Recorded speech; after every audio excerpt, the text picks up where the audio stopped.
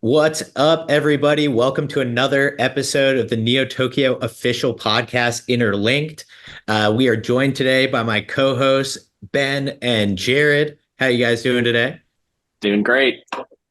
Doing very good. Excited to be here, and I also just want to make sure that we give a shout out. We are powered by Shrapnel, so just want to say thank you to you guys. Brace for impact, gamers, and prepare yourself for the sacrifice zone with Shrapnel. The world's first moddable AAA extraction-based shooter, built by a legendary, award-winning team behind some of your favorite games like Call of Duty and Halo. And they are kicking off 2024 with an absolute banger. People are finally going to be able to get their hands on Shrapnel during their early access season. And they are giving away $3 million worth of prizes. So buckle your chin straps and get ready to dive in and try and get your piece of the prize.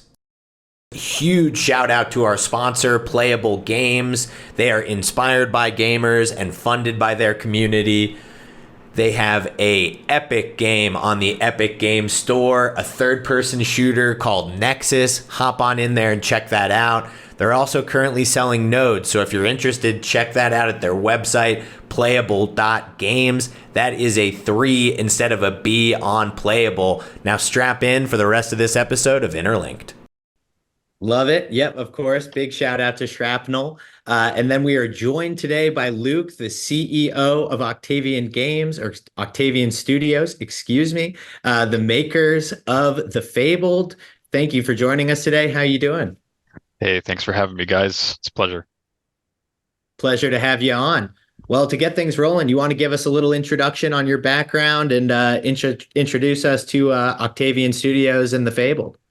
Yeah, so I'm the CEO of Octavian Studios, the studio that's making the Fabled, and I'm also the lead developer for the Fabled. So yeah, started making the Fabled about 2019. Before that, I was a musician. See the guitar over there, and decided to get into game development because, well, I'm a huge gamer myself, and I was really a big fan of the Souls genre as well. Played all of them, Dark Souls and then Bloodborne and Sekiro, and that really inspired me to kind of take it upon myself to create a game that I wanted to actually play. So got started in 2019. Then up until 2021, it was originally a Web 2 game only. Then kind of got introduced to Web 3 gaming, saw the success of Axie and CryptoKitties and all the other like NFT gamified things that were happening at the time. And also met some people from Xenum who were going to be able to help me with the backend system because I'm not a smart contract programmer, I'm a game programmer. So they helped me kind of get things integrated and gave me the confidence to then pivot over to making the Fabled into a Web3 game. And was able to raise some funding in 2021 as well, build out the team, scale up the studio, and now we're in 2024. And I mean, the game is it's on Steam. It's going to be on Epic Games pretty soon. Elixir and Hyperplay following. Actually, I think we have a build on Elixir right now, but it might be a little bit outdated.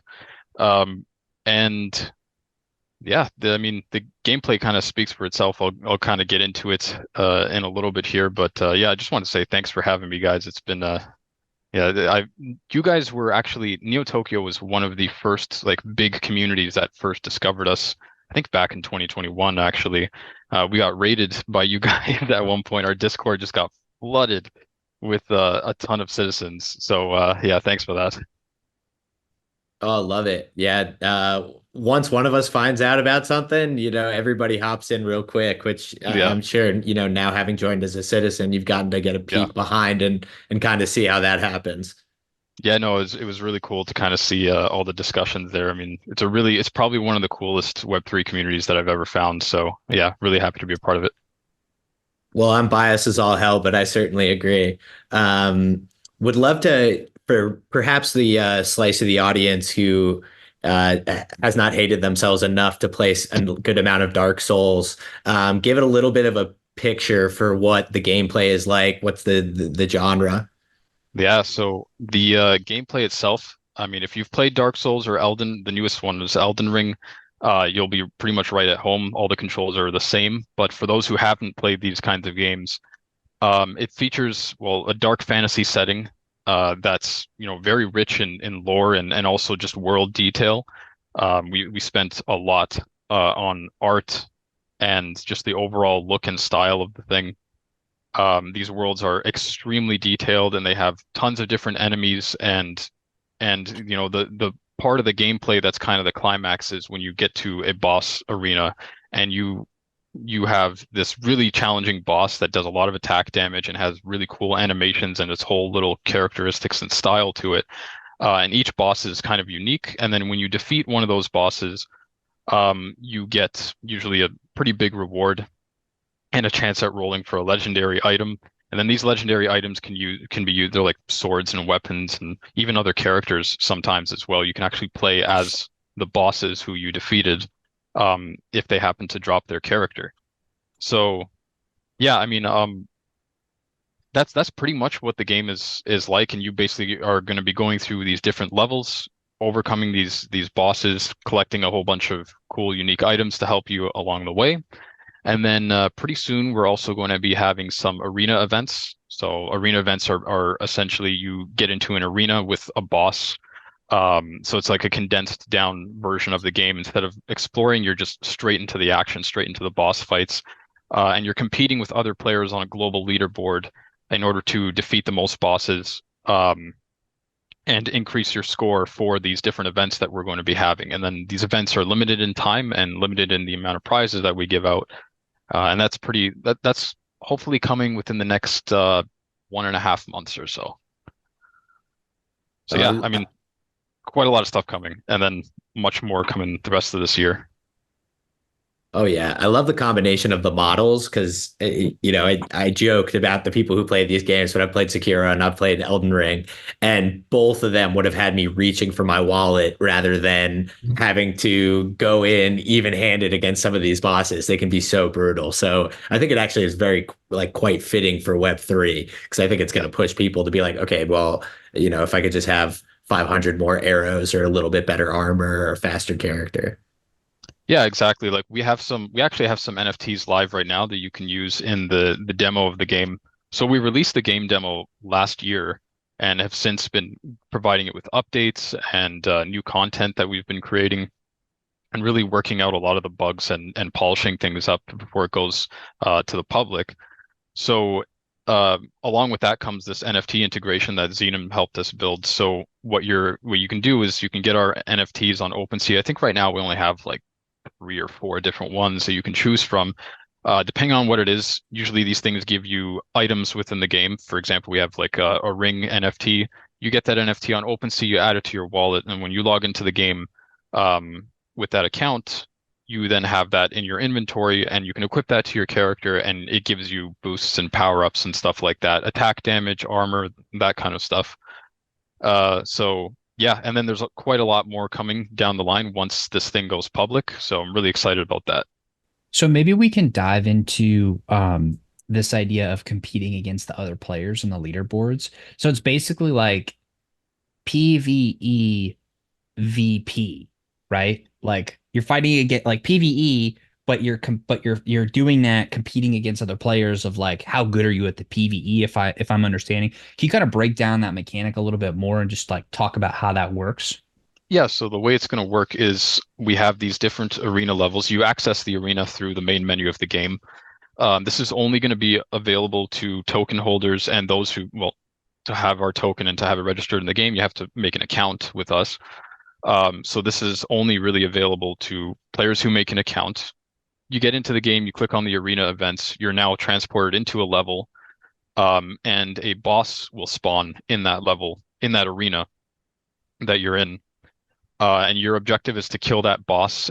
Depending on what so we're delineating it up into different types of events that have different winning conditions that contribute to your score. So it's not just defeat the boss, it's defeat the boss, contribute this much damage within this amount of time, and a whole bunch of different variables that we can play with here to add to the the competitive aspect of it. Um, and then you can check once you defeat that boss, you can check your score on the leaderboard and see where you're at relative to all the other players. And then, so the way the rewards are going to work is we're going to experiment a little bit. It's probably going to be a mix of tokens and NFTs. And the way we're going to do it is because we don't want to reward just like the top 10 players or something like that only because, not everyone's going to be a top 10 player, and it's going to be really discouraging if you get in there and this is your first Souls-like game and you're just getting your ass kicked. There's not really going to be any competition at that point. So what we want is to have everybody kind of feel included in this, and the way we're going to do that is we reward the top players with like the premium prizes, but then everybody who enters a score, as long as they've entered a score, will also qualify for a series of secondary prizes. This is ensuring that basically everyone at least has a chance of winning something. Because yeah, Souls-like games are pretty difficult and not for the faint of heart. So we want to make sure that everyone feels included. But on top of that, I almost lost my thought there. But on top of that, the reason why we didn't go with a PvP instead of PvE at first is because we want to make sure that the game is kind of polished and ready for a sort of PvP situation, because having things balanced, making sure that things are fair, when you're fighting against the AI in the game and you lose from that, it's a lot different than fighting against a player and some glitch or exploit that another player uses against you. It's just extremely frustrating, and we would lose quite a lot of the community. Not to mention, you'd have to always make sure that somebody else is online in your region, playing at the same time as you and is willing to play in the same lobby and under the same conditions as you. So we want to make sure that we don't have any of those problems right out of the gate. So PvE it is for now. Yeah, I love the idea of like, let's start off PvE as much as possible, polish the bugs, like get it all, fix the bugs, polish the game, get it all figured out and ready to go when it's relatively low stakes, and then just kind of up the ante more over time. And it's almost reminiscent of, when you used to go to the arcade and that one machine you're kind of playing against, PvEVP, playing against the other players who are playing against the game, except this is just on a global scale. To me, that adds an element of fun, and it's a different sort of competition. It's more of a long-term sort of competition, in my opinion, because you have the same people that will play the game continuously to try to better themselves and increase their skill level, which then would lead to, increase their chances of having a higher score, which increases their chances of winning. And then they're competing against the other people. Like that to me is really, really cool. How are you guys thinking about like the idea of the core loop and the replayability? Like, what are you doing and thinking and engineering in there to keep it fresh, keep it more of a long-term focus, to where people don't just get in, either they get their asses kicked and leave, or they start to kick ass and then they're like, I'm too good for that, and then they move on. Like, how are you guys thinking through that? Yeah, so this is actually a pet peeve of mine in a lot of Souls-like games as well, is because once you've played through it, like once I know where all the items are, there's no point in me exploring anymore or anywhere else. After I've beat the game once, it's like, okay, if I know I'm going for a certain build, I'm going to go to these specific locations, and the rest of the map is irrelevant to me. So one thing I'm trying to address here, and one thing that fixes this, is randomization. Randomization in the item locations, but also in the item stats and scores, is a really good way of addressing this whole problem, because it makes it so that every item you get is different from any other item. So it's almost like, well, it adds to that. You see the same phenomenon in what's it called, Borderlands, and I think Destiny and games like that, Diablo has this too, where all the items are sort of slightly different. You might get a bunch of the same items sort of aesthetically, but they have different stats to them and different sort of abilities.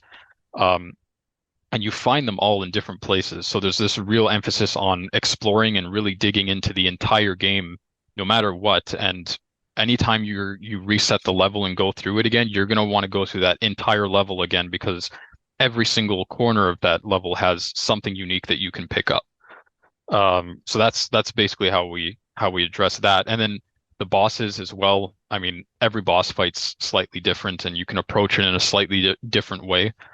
And then the arenas, there's not just one arena, there's a variety of them. And the way we've built up our production pipeline is such that we can introduce new content relatively quickly. I would say we've only released so far in what's released to the public in our like closed demo. It's only about a third of what we've ever actually developed. So there's most of the content is still like hasn't even been seen before. There's dragon riding, there's there's a couple of different levels that we've worked on. There's like 5 or so different arenas. There's over 10 to 15 characters that we haven't even released, and like dozens and dozens of weapons and items that no one's tried yet. So I'm really excited to kind of get this out there, but it's going to have to be a slow and steady kind of progression towards that. We don't want to spoil everything all at once. Now, have you dropped any nuggets about the exclusive and very special and secret NT content in there? Well, like, yeah, I mean, we can always there's going to be some well, thanks to actually Xenom, we're able to read NFTs in people's wallets if they connect them to our accounts. So once we can do that, then it's I mean, there's nothing stopping us from adding any NT specific items and power-ups within the game. Let's do it. And for the audience, by the way, for those who can't read our facial expressions that are just audio only, we didn't talk about this before. This is completely new. We're just doing this off the cuff here, see if we can get that in there. But yeah, that's amazing. I actually really love the fact that you guys are checking for I'll say like community specific items and stuff, because as we have all seen, people get so emotionally attached to their different communities and NFTs. I mean, for those who are looking visually, like we've got multiple of us on the screen here with literal wall art of our PFPs, and I've got a hat of my PFP, and so it's we're all absolutely we've all absolutely gone down the rabbit hole pretty far down there. But I absolutely love that. And for a game like you guys, it really gives the ability to tie in the IP really nicely together. Have you guys kind of thought through like how you might approach the cross community collaborations, or how are you guys really thinking about that?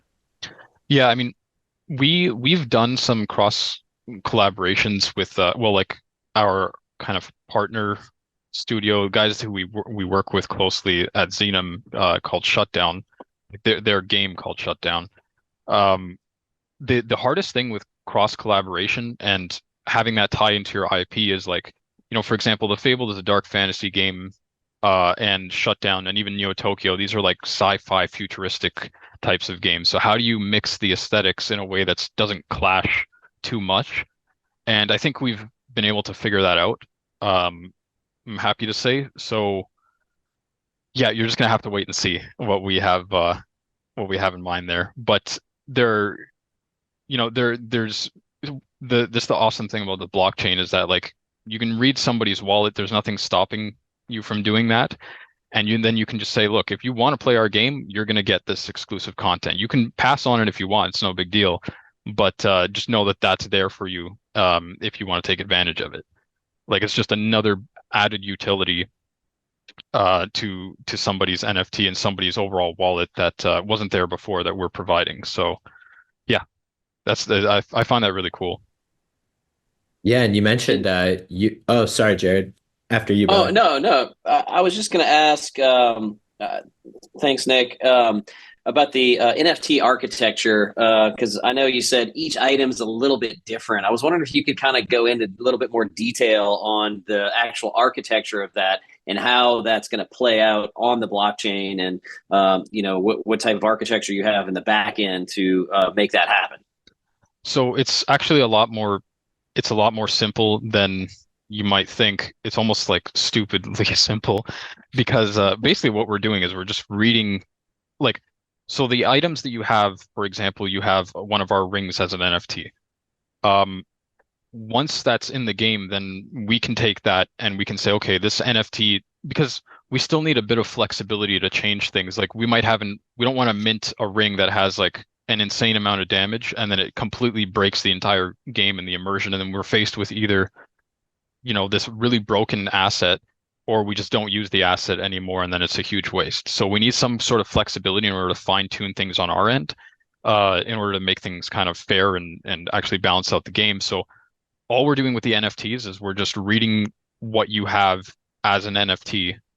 And then most of the rest of the metadata is kind of irrelevant to us, game side at least, because we need to be able to adjust that on our end, without compromising the value of your NFT. Because if we just suddenly say that, yeah, that attack power went from like 20 to 10, suddenly now that NFT, the floor price drops and everyone gets screwed. Not too great. So yeah, we're basically just on the back end reading what kind of NFTs a player has, and then adding the other elements to that NFT, the other features, game side. And you had mentioned you were using Xenum as a solution. That was one I had, run into when I was researching you guys, but wasn't actually aware of. So for the audience who might not be aware of it as well, could you give a little bit of an overview of what they are and how you're utilizing them to like have this sort of multi-chain reading, what they're providing for the Fabled? Yeah, so Xenum is basically a team of developers. They had worked on this tech for their own game called Dissolution back in the day. This was like a way back in like 2018. They had built this out, and from that, I had come in contact with them as I was developing the Fabled, and just wanted to talk about game stuff because I was new to game development. I was like, I've never met another game developer before. These guys seemed pretty cool, and at the time they were building out Dissolution, so they introduced me to how they were kind of reading NFTs from players' wallets or different assets in general from players' wallets, and then integrating that into their game.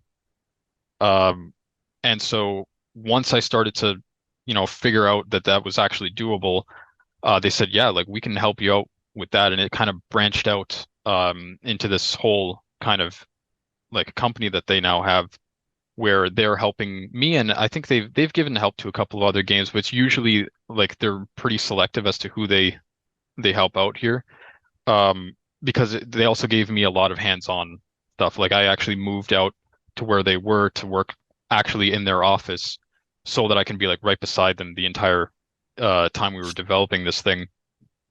And it's pretty simple. Like I said, we're just reading off the player's wallets. They also help us with the the databases, like so the login system, the actual player profiles, all that kind of stuff as well. But that's things you would find typically in a Web 2 game. So yeah, I mean they're an awesome group of guys, and yeah, we talk like literally every day. So Oh, that's awesome. One of the interesting things that you were talking about, sort of your pet peeve with Dark Souls, are there any other pet peeves that you took from either Dark Souls or Sekiro or Elden Ring where you're like, okay, I love this genre, I love this game, but this, I definitely want to leave on the floor, so to speak? I would say I'm gonna get crucified for this, but like a little bit of the difficulty side of things, I feel like Dark Souls and this genre of game, it's extremely punishing if you're a new player and you're not familiar with any of this kind of stuff. And there's such like the worlds are so like they're so amazing, they're so well crafted, but hardly anybody actually gets to enjoy them because they just get brick walled. They get filtered before they even get to that point. Like they can't overcome a certain challenge, and then they just go quit and play another game. So one thing I wanted to try to make as a feature of my game is the ability to sort of, have variations in bosses. So some of them are going to be difficult, usually towards the end of each level, and then some of them are going to be relatively easy. They're going to hold your hand a little bit more, not too much, but enough that a casual player should be able to get in, have some fun, figure out like the little mechanics and how things work, and then they can start to test their skill level on harder and harder bosses.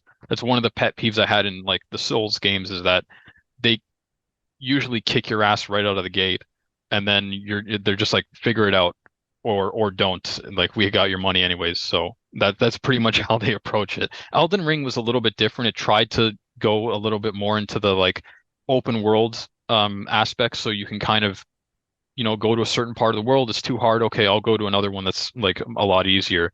Um, but still, that's a feature that I wanted to make sure I got across in my game. So and it's working. Like we have casual players that are able to play it, and we've been able to, take this game to events, live events, and actually test it out on, on real people just walking by our booth and, having a go at it. And then making adjustments overnight because these events usually last like a couple of days.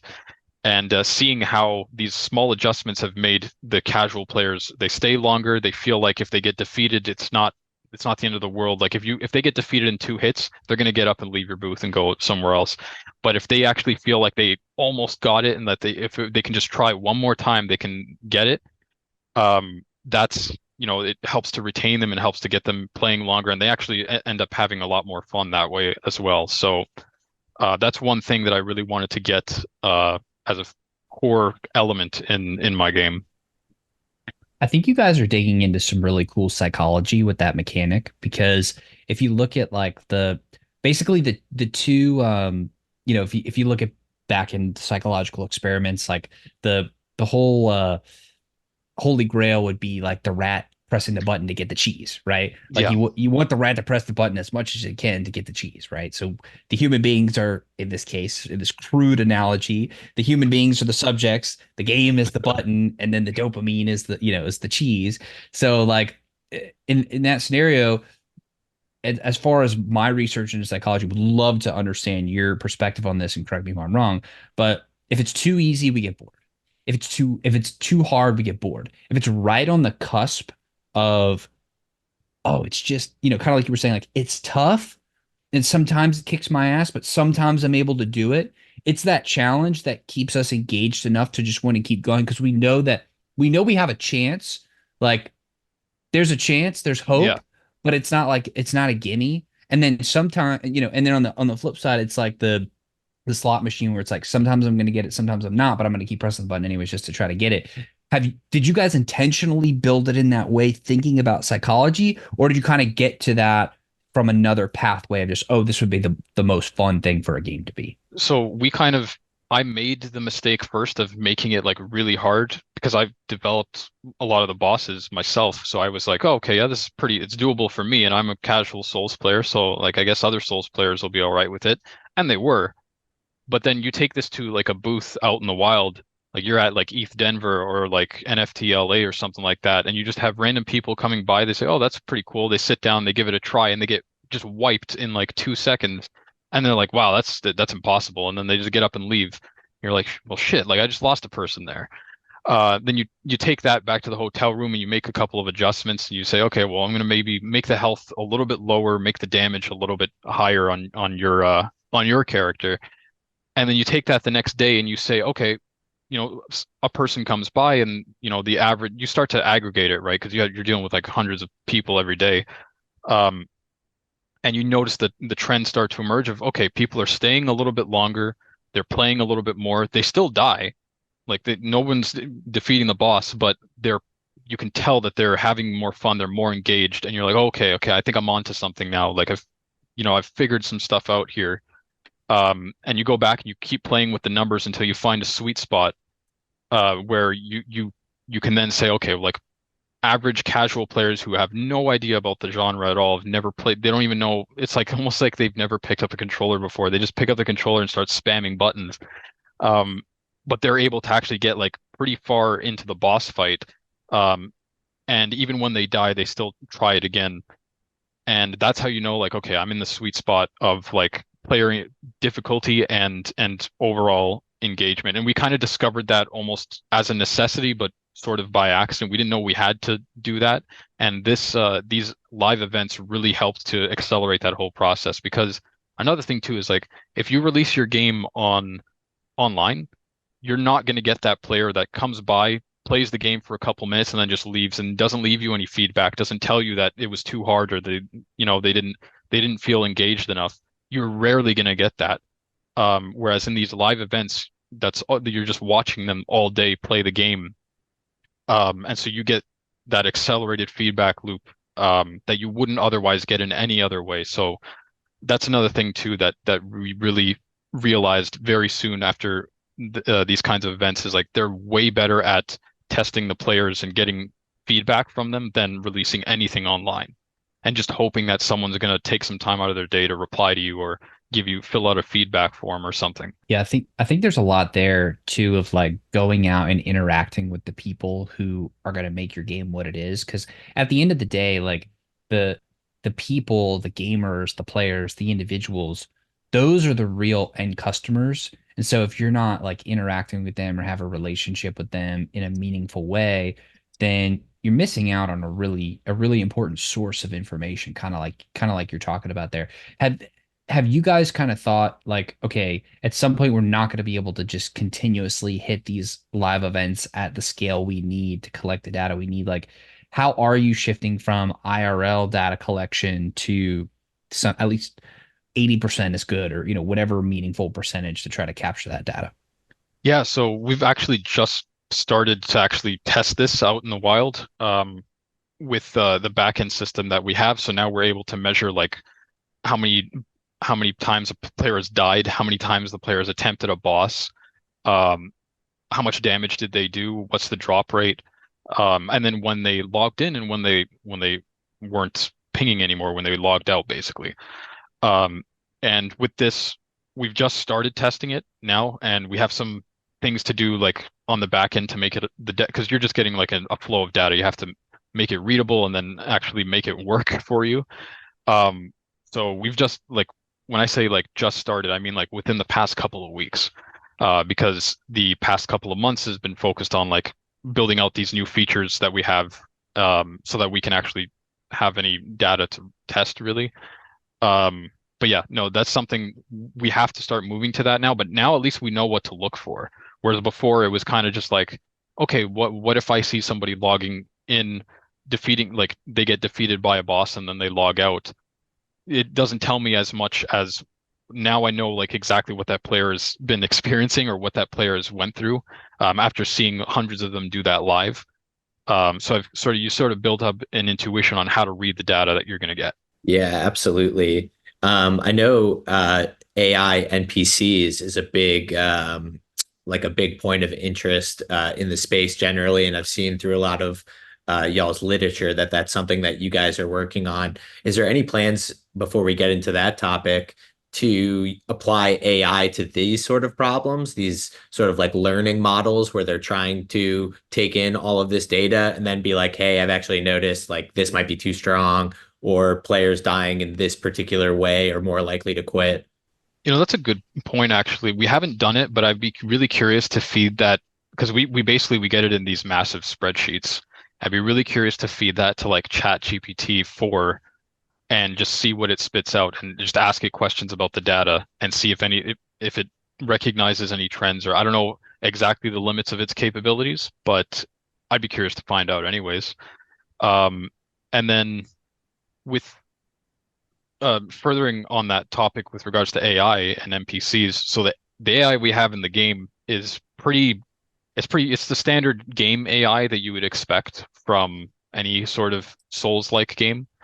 It runs on like your typical like behavior trees and if this then that kind of stuff with a little bit of randomness and also player prediction mixed into that. So when you're fighting a boss, it feels organic. You're like, oh, he actually dodged my hit, and or like, oh man, he like that the timing of that sequence of attacks was like, he really caught me off guard there, kind of thing. So it helps to keep things really engaged, as well. Like so to the point where I still get defeated by the bosses sometimes, just because they're pretty tough sometimes. But and then we also use AI on the development side of things, in general. So one really cool feature that we use the new image generators for, aside from just concept art, is the actual designs of our NFT items and our in-game items for like the rings and amulets and stuff like that. What we were able to do is we were able to train an image generator AI on our artists' images so that it spits out images that are within the same within the same style as our IP, because it's, you just feed anything to an image generator and it just spits out like amazing art, but it might not necessarily be in your style and it doesn't share your exact same characteristics. So training our own algorithm on specifically our artists' work that they created for the game, and then it just spits out hundreds of variations of it of these things has really helped to speed up the development process. And it's really cool. Like it literally works just as you would describe. You just feed it your art, and it gives you a bunch of stuff that it looks like you would have created. So that's how we're using AI in the field. And it's not, the cool thing is too, it's not something that negates the artist's side of things. Like these are still hand-drawn images that the artist has to feed in. It's still the artist's style. There's still a human touch to it. We're just using AI to kind of speed up that process and help scale it. And are those game asset ready? Yeah. So it's spitting out legit what you can punch right into the game. Yeah, we give it the exact dimensions and things of the images and the icons that we need. And then it spits it out. Sometimes we have to do a little bit of touch-ups to it, but it's not anything that hinders the overall development process. And how recently have you started using these tools? It's like interesting from my perspective to see like how quickly AI is starting to like get into the game development and how quickly those tools are starting to reduce the amount of dev time. Yeah, I mean, I've always been a techie, so I've been kind of following the rise of these kind of AI algorithms since way back when like Google was first releasing its papers in like 2016 or something like that.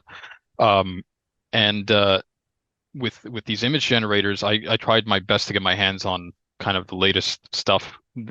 It really took off, I think, last fall. Not this fall that just happened, but the one before. I think 2022 fall is when these image generators just blew up, and you had Stable Diffusion and the Discord one, I can't remember what it's called, Midjourney, that just really took off. And the progress since then has been like night and day. And so pretty much since then is when we've been starting to implement this stuff. But probably within the past 9 months or so is when it's really been like, it's a needed part of our overall development cycle. That's interesting. I'm curious how the copyright office is, because they have one already where you just plug in something and it pops out, an image. But if you have that human interaction in the beginning where you're building the parameters for it, now obviously if it spits something out and you go back after it and adjust it, I think there's a human component to that. But that would be a really interesting argument to make that, look, there's a software, same thing is using a computer to generate it essentially. If you're putting in the parameters and the styles and, this color and this size, and have it in this style. And I think that would be a really good argument for, saying that there is human interaction and, we should be able to register it as a copyright. That's interesting. Yeah. Like not just that, like we don't just even put in like we have actual examples of like, I don't know, say a ring. We have an artist draw the entire ring from scratch and a bunch of them in different styles, incorporating different elements. So like, I don't know, one would be a diamond ring. The other one would be like some ruby red type of thing, or gold. And then the AI is able to mix and match that. So it's rarely ever pulling from like an external database. It's the main database that it's using to determine how to structure these images is your own artist's work. So it kind of gets around any of the bleed that you might have from like a data set that uses copywritten material. Like if you I assume if you put it into like Midjourney or like just a base Stable Diffusion model, it's going to be probably spitting out things that have elements of copywritten material in it.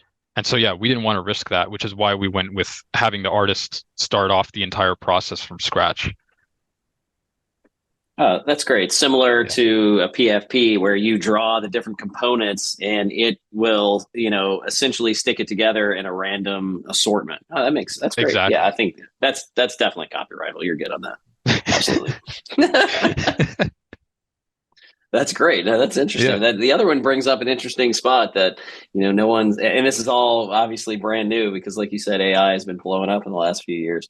the last year really, and how that's going to be handled. And so if someone takes your specific picture, but it was created by AI, what kind of rights do you have? And that's something that a lot of people are trying to find out what's going to happen and when that first case pops up. So that's great.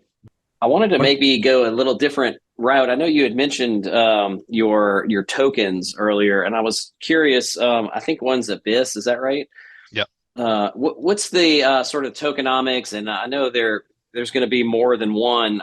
And from what I've looked at, how are those interacting? And how do you earn them? Or how does that come to fruition from the game? And I'm curious how those work. Yeah, so the tokens, so we have two, I wouldn't call the second one a token, but it's still like an in-game currency. Currently we have they're called ashes. They're like this meme currency sort of thing where they're only really used in like non-serious sort of contexts. So like we use it on Discord as like a currency within there, but we also use it on the game side as like a currency that you collect through like killing enemies and stuff like that. And then you're able to exchange that to traders and stuff like that for better weapons or things like arrows and consumables and things like that. Then you have the on-chain ERC20 token, and that's more where the high stakes sort of gameplay comes into play. So that's the stuff that you can earn through these arena events. And it's also the stuff that you use to get into the arena events in general, since you need to have them in order to qualify for the leaderboard. And that's pretty much same tech used there. We're just reading the players' wallets, and we can see how many of a certain token they have. We currently have some plans to build certain platforms to help kind of track and manage the tokens. But those are still kind of a little bit too early in the development phase to go into. But in general, right off the bat, when the arena events are live, that's going to be sort of one of the main gates of entry and also one of the main reward mechanisms for players to kind of get in and compete amongst each other. And then with that, like since we're able to measure how many tokens a player has, we can do a whole bunch of stuff game side. Like the possibilities are kind of endless. So we can say, yeah, if you have 10,000 tokens, you get this set of items, but if you have 20,000, now you qualify for these sets of items, and only as long as you hold those tokens do you get these items within the game to then use in the leaderboard to compete against other players. Yeah, so that's basically how the initial token is going to be used.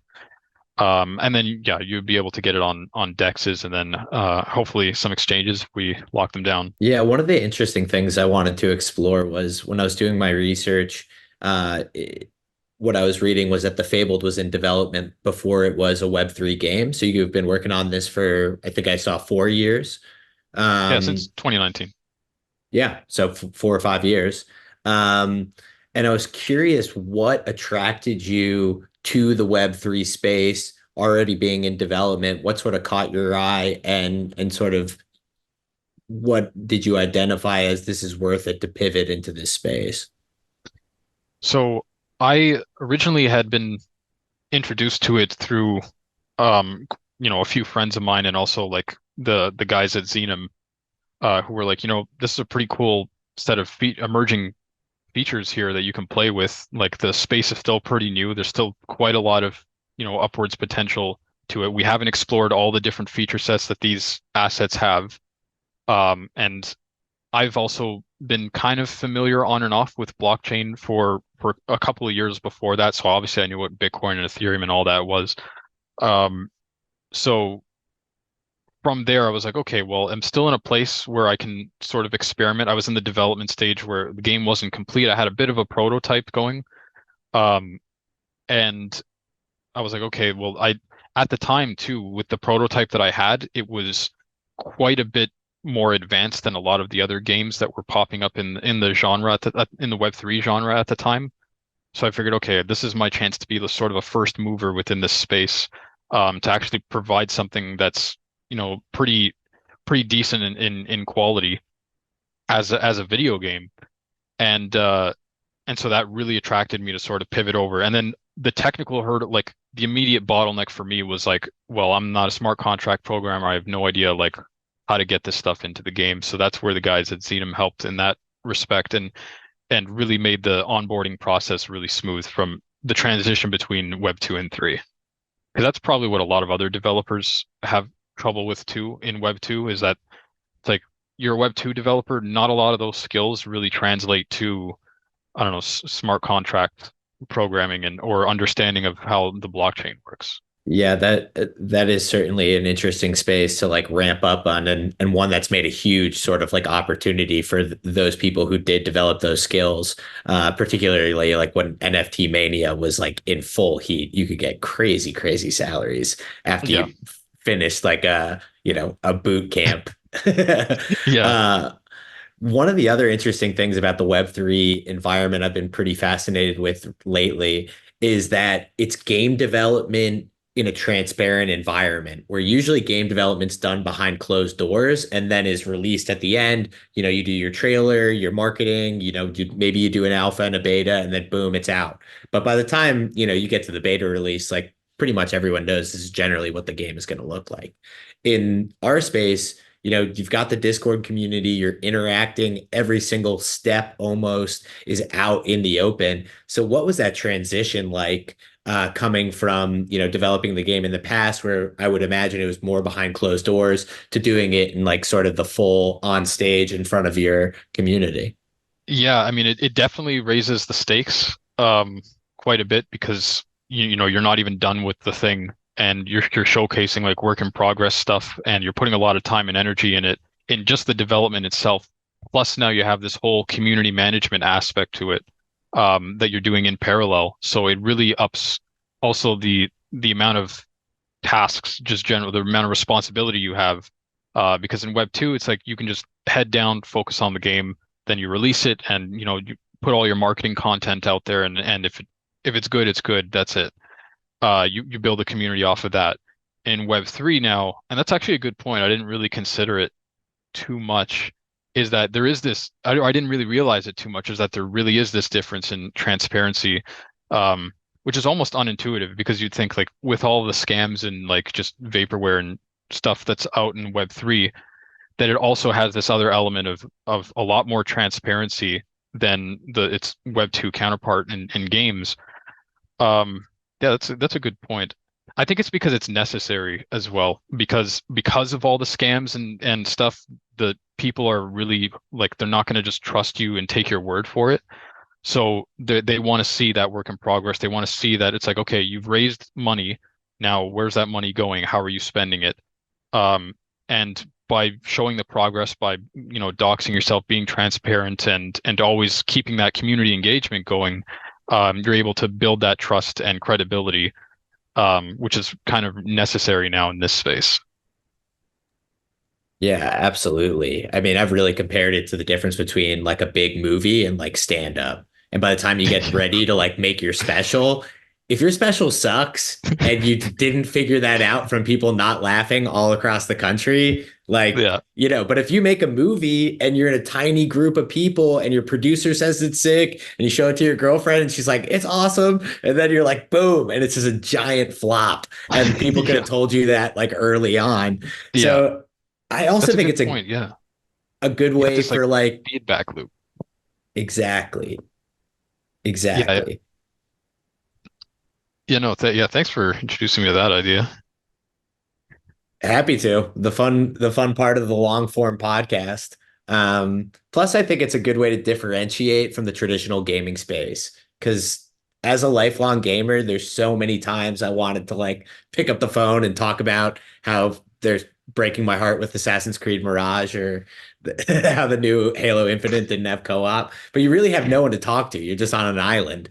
And now like being able to hop in the Discord and be like, hey, like I really want what's best for this game. And I think this is broken. And I think other people think that too. Like, why wouldn't you want that sort of like flow between the community and the game?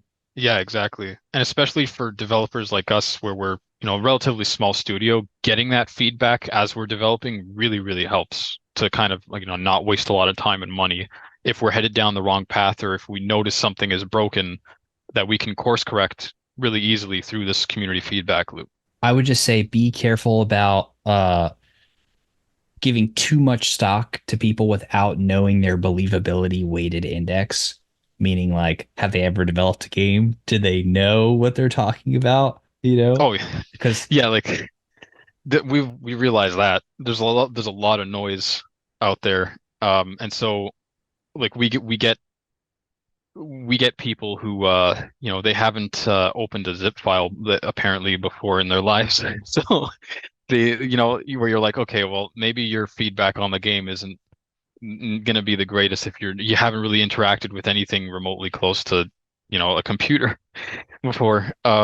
totally. But those kinds of people also could hold the key to mass market adoption. Because Yeah. if a non-zip file opener is able to have fun, then, that probably opens up a pretty significant portion of the population out Yeah, there. if you I can mean, get the zip files guy. can be tricky as well. Sometimes you don't have the right program installed on your computer. Sometimes it's Mac versus PC, So that, Yeah, maybe if you can get not the the guy who easiest. can't open a zip file or who doesn't know how to use Steam to play your game, then you're on the right track. 100%. 100%. Yeah, you got to name that file, like right click, uncompress. Exactly. See, this kind of brainstorming on the pod is exactly why we should have a very special Neo Tokyo thing within the Oh, I game. can already see Becker armor where it's a little grittier. It's not as polished. It like looks like it's out of like, cast iron or something like that. I can see it. Right? Oh, So, speaking of that, I wanted to ask about the art. You had mentioned in the very beginning that you guys spent a lot of time with lore and art, and I wanted to talk about sort of how you went about deciding who was going to be on the team for that, and sort of what the goal of that was, especially with the artwork. I'm really interested in that. Yeah, so the way I hired them was it started with the art director, a guy named Nick, and he was a dark fantasy artist. So like I've been through a couple of other people before I met Nick. Like you start off with Fiverr because you're like, oh well, I haven't hired people before. Let's see what Fiverr has, and then you quickly realize it doesn't have. So you go on, you start digging a little bit deeper, and then you find a guy like Nick who's like a dark fantasy artist. He uploads his stuff on like Instagram and ArtStation. And then Nick happened to run a teaching kind of seminar thing for other artists, and he's like, well, I loved Nick's work, and he was like, well, I have all these other people who are like, some of them are students, some of them are ex-colleagues from like when he was doing other projects, um, in the gaming industry, and he's like, I can introduce you to them and just see, because these guys everyone's always bouncing around for work. They're always like, you work at EA or Ubisoft for a couple of years, and then you pivot to another company and you try to expand your horizons. So everyone's always looking for new stuff, and so he started to introduce me to quite a lot of other people who now make up, the bulk of our art team. And then obviously the music was like, I had come from a music background, so I knew a ton of really talented musicians, so that was handled. Um, and then art, it was really about making sure, firstly, that because we're a small team, everyone had to know, firstly, they had to be fast learners because they had to be able to pick up a lot of different skill sets really fast. Because not any person on our team does one single thing, even though it might say like, 3D character artist. Usually, a 3D character artist is also doing rigging. He's doing like texturing and a whole bunch of other things that in a massive studio with a couple hundred or a couple thousand people, you'd have only one person doing rigging and then another second person doing texturing. So everybody on our team wears a bunch of different hats, and they were able to pick up these skills very quickly, which I'm really happy with because they're just an awesome group of guys. And even on the programming side of things, because I was originally doing all the gameplay programming myself, but even some of these guys were able to come in and start picking up the programming themselves. So, for example, all of the sound design, all of the sound that you hear within the game, the programming of all of that was done by our artist Jamie, who's also our musician Jamie. Um, And so I didn't have to touch any of that. I just know that that's taken care of. And having guys like that was extremely important, because if they weren't able to be adaptable, wear a bunch of different hats, and pick up new skill sets really quickly, then it was, and we've been through people like that who were just very one-dimensional. But on a small team like this, you can't afford people like that. Yeah, and what about the lore? Did you come up with that, or what was the, sort of the moment where you're like, all right, here's the story, and how did that come about? Yeah, I came up with that in my garage, where I was reading a lot of like fantasy stuff, a lot of philosophy stuff, and just Western stories and things like that, and sort of just pulled from these different elements and ingredients to form the overall background story and narrative. Now, with the limited resources we have, we can't necessarily afford to do like these big, I don't know, cinematic cutscenes that really just throw it in your face. And so, luckily enough, though, the Souls genre is one where the story is kind of hidden behind these different layers of like, storytelling through the environments, or through character design or item design, and then item descriptions and all that stuff, where the lore could be sort of picked up through that. So telling the lore as well has been sort of a challenge on its own, but I think we're getting there. Yeah, the lore is always such an interesting like piece of the game. It's very cool, that you made that in your garage. As we can all think about like two or three gigantic companies that get started in garage. So there's that mystique that comes from things built out of there. Um, whatchamacallit, I lost my train of thought. One of the things that I was interested in, giant Rome nerd. So I was curious what was the significance behind Octavian Studios? How'd you land upon that name? Yeah, also Rome nerd. So I was like a lot of my handles too on social media, like my Discord name is Aurelian. Um, yeah, company name Octavian. I got a couple others too that I play around with. But yeah, it's just a little inside kind of thing. All my online names and personas are Roman names. Oh, Love I it. love it. Yeah, love the nod to Roman culture. Also, absolutely love the garage. I hear 2019 garage vintage is just it's really excellent. So, really excited to see how that ages over time. But look, just want to thank you so much for coming on and sharing everything. I know we booked you for an hour, so just want to express my gratitude there. At this point in the show, we move over into more general what's gone on in the world of crypto and crypto gaming this past week. That segment of the show. So feel free to stay on for as long as you can, or pop off whenever you need to. But just wanted to express my gratitude for coming on and sharing time this far. Oh, it was a real pleasure, guys. I mean, these long form podcasts where I actually get to nerd out about games and game development is, it's what I live for. So, like you don't really have a lot of people to talk to about this stuff, and actually getting it out there, I think, really helps to, you know, build that credibility, but also, I don't really hear these kinds of discussions too often in this space. So it's really awesome that you guys are giving me the opportunity to kind of talk about these things, and thank you.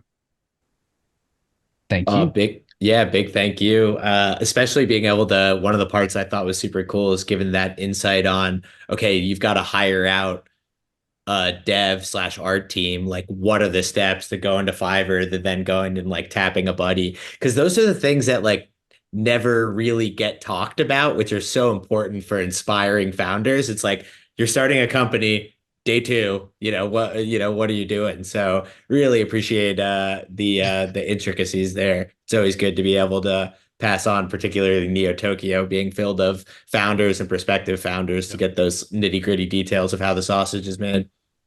Yeah, that's right. But yeah, anyways, I'll chill for a bit, and if there's anything relevant, I'll speak up. Perfect. Sounds like a plan. All right, gentlemen. First on the docket is the Jupiter airdrop. I know everybody's been talking about it, but we should cover it. We haven't done so yet. Did anybody here get an airdrop besides me? How did we do? Did we immediately degen? What's going on? All right, this is funny. So I bought one of those like Bobcat miners for IoT, I don't know, a long time ago. I set it up and it's made like no money, right? And for some reason, I still have it because it's cool. So apparently, I traded on Jupiter with it, unbeknownst to me. And then, man, months ago, me and Lack of Vegetables, my nephew who works for me, we're like, all right, we're gonna get in this airdrop kick. We're gonna go find everything, and we just were lazy and did nothing. So somehow I did it. I got like 200 tokens. I didn't even realize it until yesterday, and it's already down like 70% or whatever. So I'm going to keep it, man. It's awesome. So I was really excited to have it, and shocked that I actually got in on it. So that's my stupid story about it. Nick, And how we looking? I completely whiffed. If it's not like game to play or like game to earn, like or game to farm or whatever the new like gaming airdrop meta is, I really rarely chase down airdrop. So if I got it, it was a happy accident, and I haven't noticed yet. Same here. What about you, All Ben? right. How'd you secure yours? Well, I actually lucked out because what they did was because it's an aggregator, basically anything that they touch, they counted.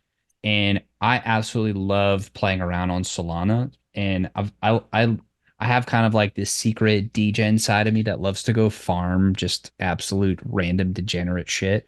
And so I just very luckily happened to have been farming.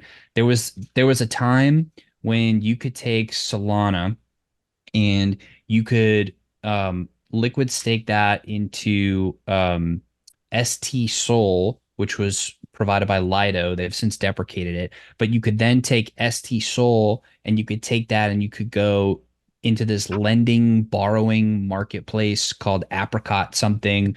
Um, don't trust it. I've done zero due diligence on it. This is totally just 100% degen. Extreme caution, please. But I went in there and they, for some reason, had this bug where you could only you could only withdraw funds, but you could not deposit any more funds on their money market. And so the rates that they were paying to people who had deposited went sky high on staked SOL. And the cool thing about farming that was you not only got the APY or the yield from the farm, but all of that was multiplied because ST Sol was a liquid token or a liquid staking token in and of itself. So it was growing, and then you got more of it. So it was cool. But the APYs went way over 100 for a couple of days, and I just through sheer dumb luck, right, happened to be in this particular degen farm farming ST Sol, and because I was playing around with that. And by the way, I don't know if people want a quick yield farming 101. What you could do is you could take the base asset, like let's say Sol, and you can then turn that into some liquid staking token. And then if you lend that on a money market, you can then borrow. So if the rates are, you have to do the math. If the rates make sense, you can borrow the base token. So like you could borrow Solana against that, and the what you pay on the Solana is less than what you pay on the staked Solana. And so it's a self-repaying loan. So what you do is you borrow and then you trade that into the staked token and you lend it again, and then you borrow it again, and you build this like infinite loop. It's very expensive on ETH if you do that 1,000 times, but on Solana it's not at all. So you could sit there, you could just you could lever up 1,000 times, however much you lever up, but it's relatively low risk because unless it gets depegged, you're kind of 1 to 1, but you're like 1.01 or 1.05 or 1.1 to 1 because it's liquid. Anyways, for the degens out there, hopefully like this segment.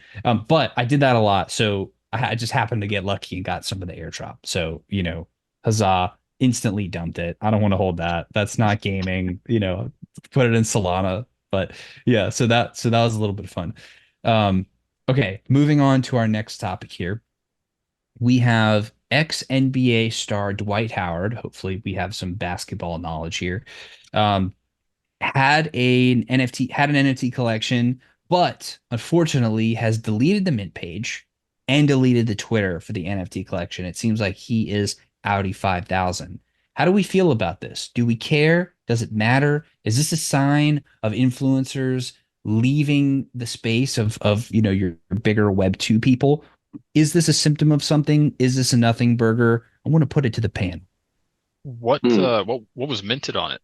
Like were there mints already out? Like were people buying this stuff and paying like yeah, did he sell anything or did he just kind of put it up there and then take it down? That's a wonderful question. I'm not sure. I mean, I would assume there would be legal implications if he just kind of rugged it, right? Oh yeah, I wish I asked the absolutely. attorney. Yeah, for sure. And there's also, I don't know if y'all remember a long time ago where Bored Apes were like giving free Bored Apes out. Remember that whole thing to celebrities? And then they were posting on, there's a huge lawsuit about that. So, I think that always scares people. And they're very famous people in there. I don't know why that lawsuit is talked about more. But, that to me, if you have a good legal team, they'll be like, look at that case. You may want to be careful, treading into it. And, I could be wrong. Dwight Howard may be a complete degen. He also may be somebody who's just like, okay, hey team, what's next? NFT project, right? Like Donald Trump, which is hilarious to me. But so his team is probably like, the marketing team is probably like, let's do it. And then maybe the legal team was like, yeah, it just depends. But to me, I think, why not? Why not do it? Why did he pull it? Yeah, I don't know the full story, but that's something we need to find out. I'm not a huge Dwight Howard fan as for his basketball skills. I'm just kidding. No, he's fine. Yeah, know nothing about basketball. The legal ramifications of that Bored Ape case, I think, is kind of interesting. Jared, I'd love a little bit of an explanation. What's the difference between giving somebody a Bored Ape and then them rocking it as their PFP and Rolex or Gucci giving merchandise to a famous person and not them plugging it? Because the second you're plugging it and being I bought this, that to me, as the non-tie wearing, non-lawyer, seems illegal. The wearing it out to a club and just wearing a gift that you were given and then people make an assumption because you're either wearing it in real life or have it of the PFP. Would love if you could give a little bit of color around when you're probably running afoul of the law. Oh yeah. And I think, the issue with, why this could be a problem is, I think the whole basis is, is this an NFT? Is it a security? And I think that's sort of the issue. A lot of what the problem is that they weren't disclosing either how they got it, how much they paid for it. And I think that's sort of the biggest issue. Did they say it was going to go up, in price? No, but did they hint at it in certain ways? And I think that's sort of the basis of the case. It's they didn't disclose what they were supposed to disclose. Now, if you get the Rolex and you wear it, great. Everyone's going to buy it because you're famous. But if you get the Rolex, say you go on the YouTube page and they gave it to you and maybe you're talking about it, but you didn't disclose the fact that it was given to you, you're going to have problems there. And especially in some of the formats. And I don't have to reread the case. I actually have a bunch of notes on it, and I wish I would have brought them up, but I have them somewhere, and we can do that at a later time. And I'll reread them and remember this was a few years ago. But the biggest issue was that who was it? MoonPay? Is that who was giving it to him? Yeah. So MoonPay was likely buying these, giving them out, and then essentially saying that the celebrities were buying them. And I think that's the real issue, is the fact that they weren't disclosing how they got them. They weren't disclosing the fact that, they didn't in fact buy them. And they were putting them on their, on their Twitter profiles. It was Twitter back then. And that's really the issue. I mean, if you're going to do that and you're going to be sort of the marketing arm for it, whether it's a security or not, you should disclose that. Hey, MoonPay gave me this. It's cool. I'm rocking it, but they gave it to me. And I think that there wouldn't be much of an issue there if that happened. So I think the real issue is sort of the deceit, and maybe not, overtly deceived, but I didn't really say how I got it. And then MoonPay's having all these articles about it. And, we don't know the ties to, whether anyone at Bored Apes had anything to do with it, Yuga Labs. And I don't think that's ever been, something that was asserted, but what was MoonPay's reason for that, right? Are they a marketing company? Who's paying them? And I think all that's going to be, hopefully sorted out. Maybe it'll all be settled. Who knows? And we won't get the real story. But that's something that we should definitely look into. I'll put that on my notes. Well, I want to give a kudos to you gentlemen for being great co-hosts today, because you guys turned a weak topic suggestion into a wonderful discussion. So kudos to you guys on that one. Okay, let's move on to actually, I want to talk about Tether. It was just released that the stablecoin Tether generated about 2.85 billion with a B in profits in Q4. The reason I think it's interesting is because that's an epic amount of profits. I personally have never made that much in profits, especially in one quarter. So, well done to them. But also, we're seeing a lot of other tokens like SDAI and other tokens who are trying to basically tokenize treasuries and share the yield from those treasuries. Or even if they're not trying to tokenize treasuries, they take the stable coins, they go buy treasuries, and then they're sharing some of that yield with their holders. And so this could force, kind of like game theory, this could force the Tethers of the world, the USDCs of the world, to also start sharing some of their revenues and some of their profits from this this treasury yield with them.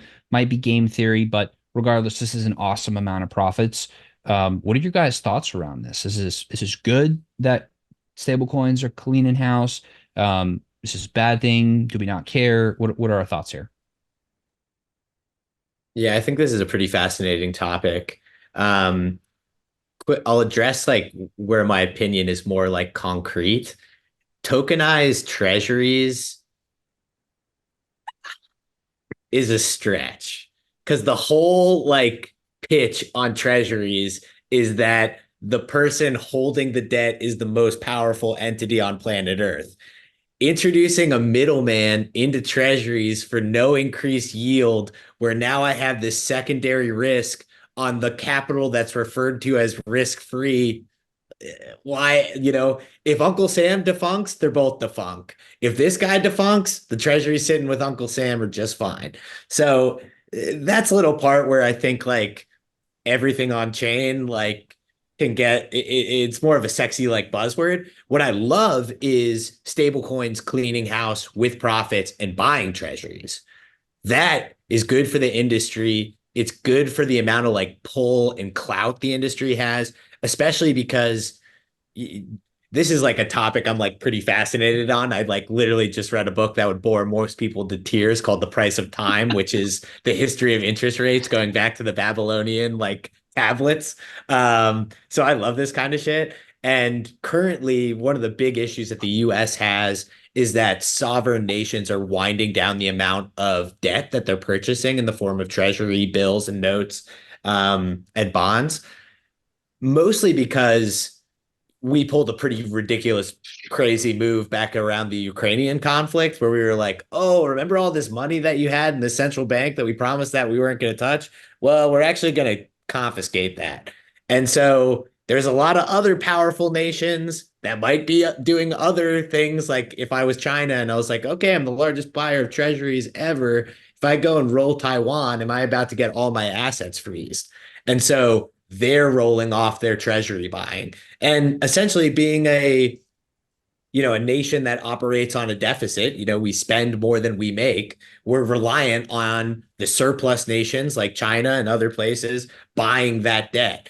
And so having Tether and USDC come in and purchase, not China-sized chunks, but making up some of that wiggle room, because it's going to essentially be the private citizens, private entities that are going to make up that slack in the treasury market. The money's got to come from somewhere. So I'm glad to see that Tether's doing that. They're one that's had like a big sort of like black eye from like the West perspective. And if you're looking for some good press, providing the US government with money might just help you.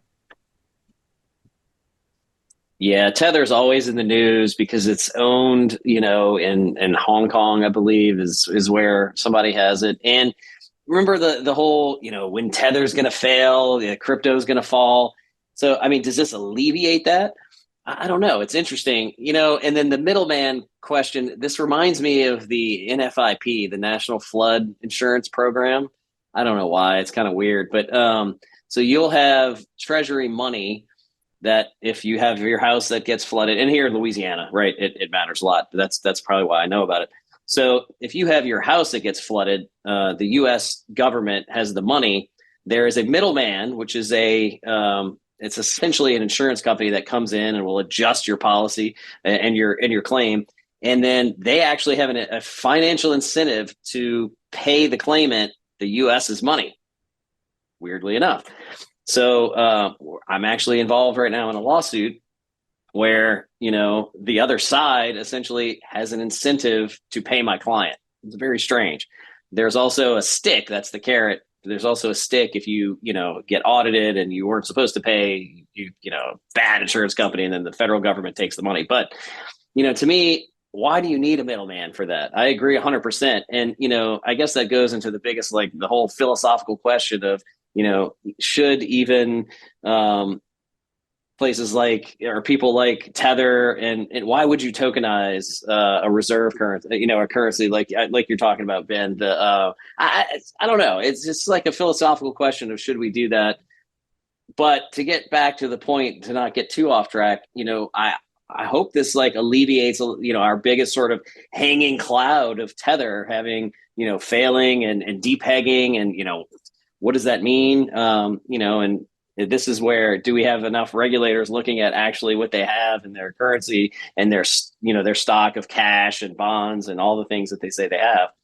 Let's hope so, right? Because I mean, I don't know currently how many tethers are out there, but it is a lot. So, well, Go ahead, Luke. I was just gonna say, yeah, until some of the fog of war is sort of alleviated on Tether, I'm a little bit skeptical of them. It's great that they were able to pull this 2 billion, but there's a lot more than 2 billion at stake if Tether messes up in any way. So yeah, that's about all, all I can say about that. Please keep it stable. 100%. Okay, I wanna actually take the other side because it seems like I want to take the other side on the idea of trying to bring treasury yield on chain. I think the one potentially saving grace for that side of the argument is that right now, I would assume we are all sitting here in America, which makes it extraordinarily easy to buy T-bills. However, there are a lot of people in the world that do not have that same amount of access. Some people don't even have access to a bank account. So if they're able to use crypto to access that sort of yield, then maybe they are more conservative. And so they want to give themselves the best chance at being able to hold dollars. And if they can use a stable coin, especially one that is sharing, what is potentially yield from treasuries, like an SDI or something similar, then, maybe they now have access to something that they didn't have before. Additionally, anytime, in my opinion, because I love crypto and the opportunity that provides to everybody, especially me, I'm super grateful for crypto for the opportunity it's provided. I want crypto to stay around. And in my opinion, the easiest way to make sure that that happens is to be the best friend that the US dollar has ever had. And right now, the US dollar is suffering a significant amount of inflation as it has been since the early 1900s. I think if we look back, like since 1900 until today, it's lost like 95% of its buying power or something silly like that. Meanwhile, a lot of the other fiat currencies have lost 97%, 99%, whatever those numbers are. It's something in the upper quartiles like that. So anything that is being used as a vehicle for the world to acquire more dollars, in my opinion, is bullish the US and bullish for crypto as a whole, because the more that crypto becomes a positive force for the US and acquiring dollars makes it a positive force for the US, the more likely the US is going to want to be friendly to crypto, and the more that it then may rely on crypto to proliferate the use of the dollar. So in my opinion, there's some synergy there.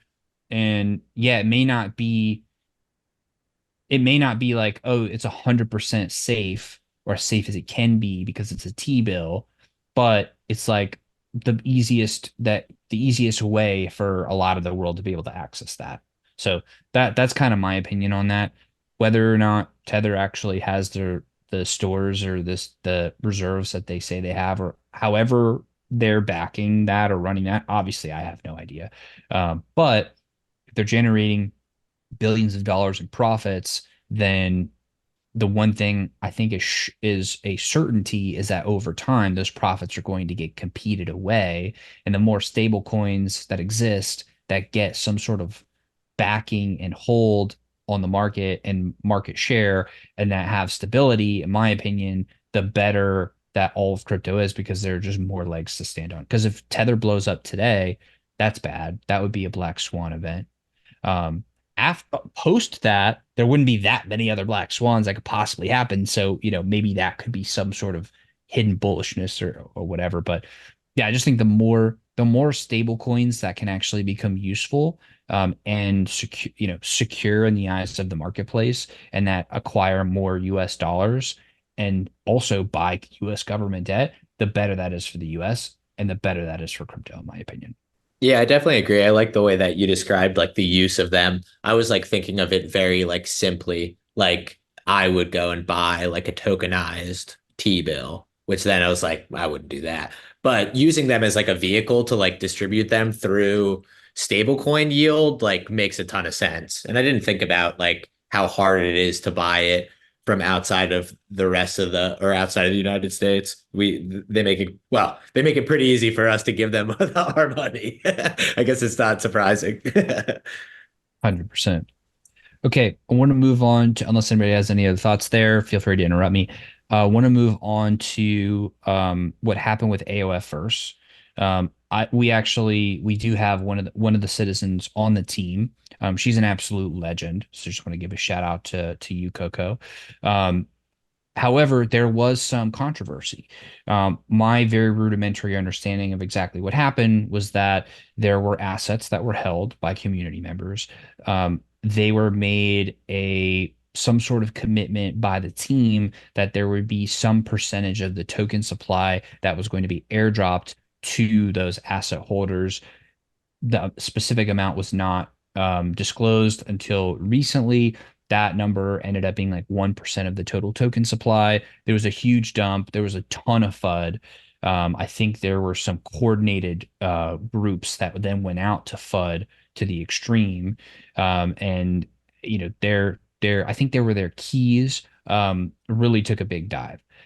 The Web3 community did not like that at all. They then took down that initial post about the 1%, announced a new tokenomics plan after the massive backlash, and they 4x'd what their initial allocation was to about 4% of the total token supply. Upon that news, their keys or their assets rallied about 50% on that news the last time I checked. So in my opinion, this is a story of a mostly Web2 team that has a very fun, very solid product, which I've played. It's very addicting. And they came in, they kind of, they got publicly shamed by the Web3 community. They backtracked, assets tanked. They tried to fix it. Assets went back up a little bit, but there's a little bit of shakiness around it. I think there's a lot of lessons that can be drawn from it. I'm not sure I know exactly what those are, but want to just open it up to you guys to discuss. Well, yeah, it harkens to that ability to be transparent with your community, right? Like that all stems from them I understand you want to have some sort of speculation towards, and some sort of like discussion forming and rumor forming around like what the reward mechanism might be for those holders. But if you got to know if those expectations are not met, then it's going to really backfire. Now it seems like when you say that the keys rallied 50%, is that 50% before, like, was that a net gain before the announcement flop, or was that just from the floor that it ended up finding? Okay. The latter. Right. Okay. So yeah, I mean that's why being transparent, I assume if the community didn't know that it was going to be 1%, then their tokenomics wasn't like public or anything like that, or at least that part of the allocation wasn't. Exactly. And yeah, that's another sort of, you're playing it really close to the chest when you do something like that, and not just like make your tokenomics, or at least the percentage is going to each thing, outwardly available, because then you're just, yeah. I mean, it gives you a lot of flexibility as on the developing side of things to like change things around on the back end if you need to. But with a situation like this is where that kind of ends up being, going wrong, is that if you're not meeting those community expectations as to where those tokens are going to go and how much they're going to be rewarded from this, then you get this kind of situation. Yeah, I think just being honest, and if you don't know, have it in your white paper that says, look, we haven't decided the allocation of where it's going yet. We will let you know as soon as it does. As soon as you have that, post it. Here's where it's going to be. And really the issue, I think, is of one of expectations, right? Where, maybe it wasn't posted, maybe it was never going to be posted, but the expectations were that it was going to be completely different than what the outcome was. And when something like that happens, you're bound to get lots of backlash. If there's legal ramifications, that would be where, well, it says one thing and then something else was done. But, I think the whole point of that is if you see something in your Discord and your community where they're latching onto, whether it's wrong or right, I think at that point you have to address it and say, look, we haven't done that yet. We will. And when it happens, here's the big announcement. Here's what it's going to be. Here's where we said we didn't know what it was going to be. Now we know. And just having the transparency.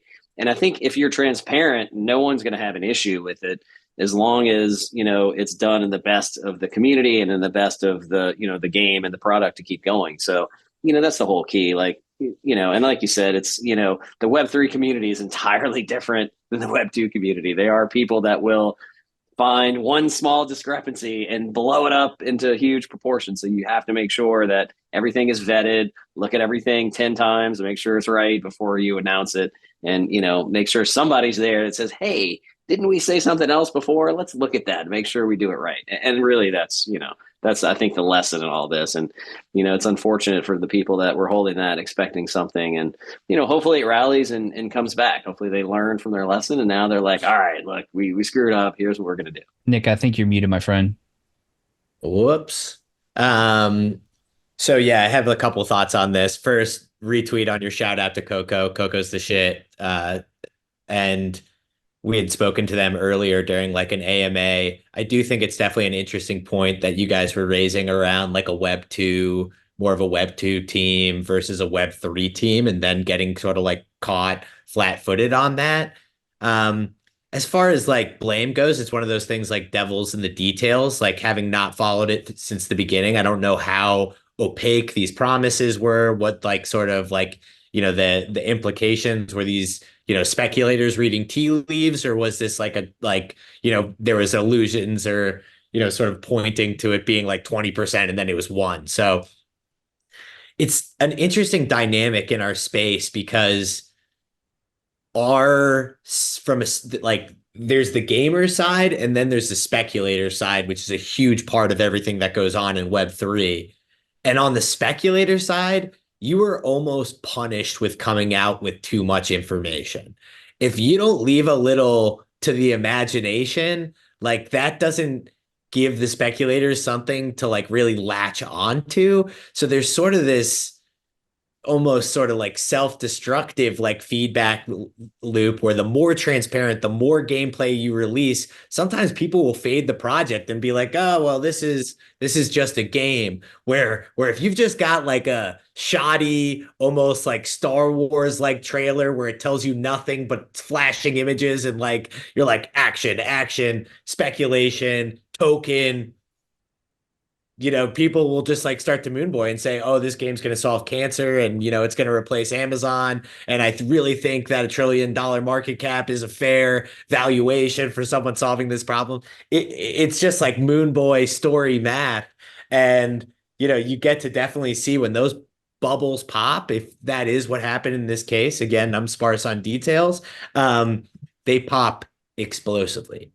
And sometimes it can be lethal, but this space can also be forgiving because it's the same degen. They're like, okay, this just fell like 90%. Like, what if this recovers like even like halfway? So, it's sometimes it's easy to get them back on your side if you're like, hey, I'm listening, we'll make this pivot. So just I think a good example of some of the opposing like levers that are going on in our space. 100%. And also just to maybe again take the side of AOF for a second.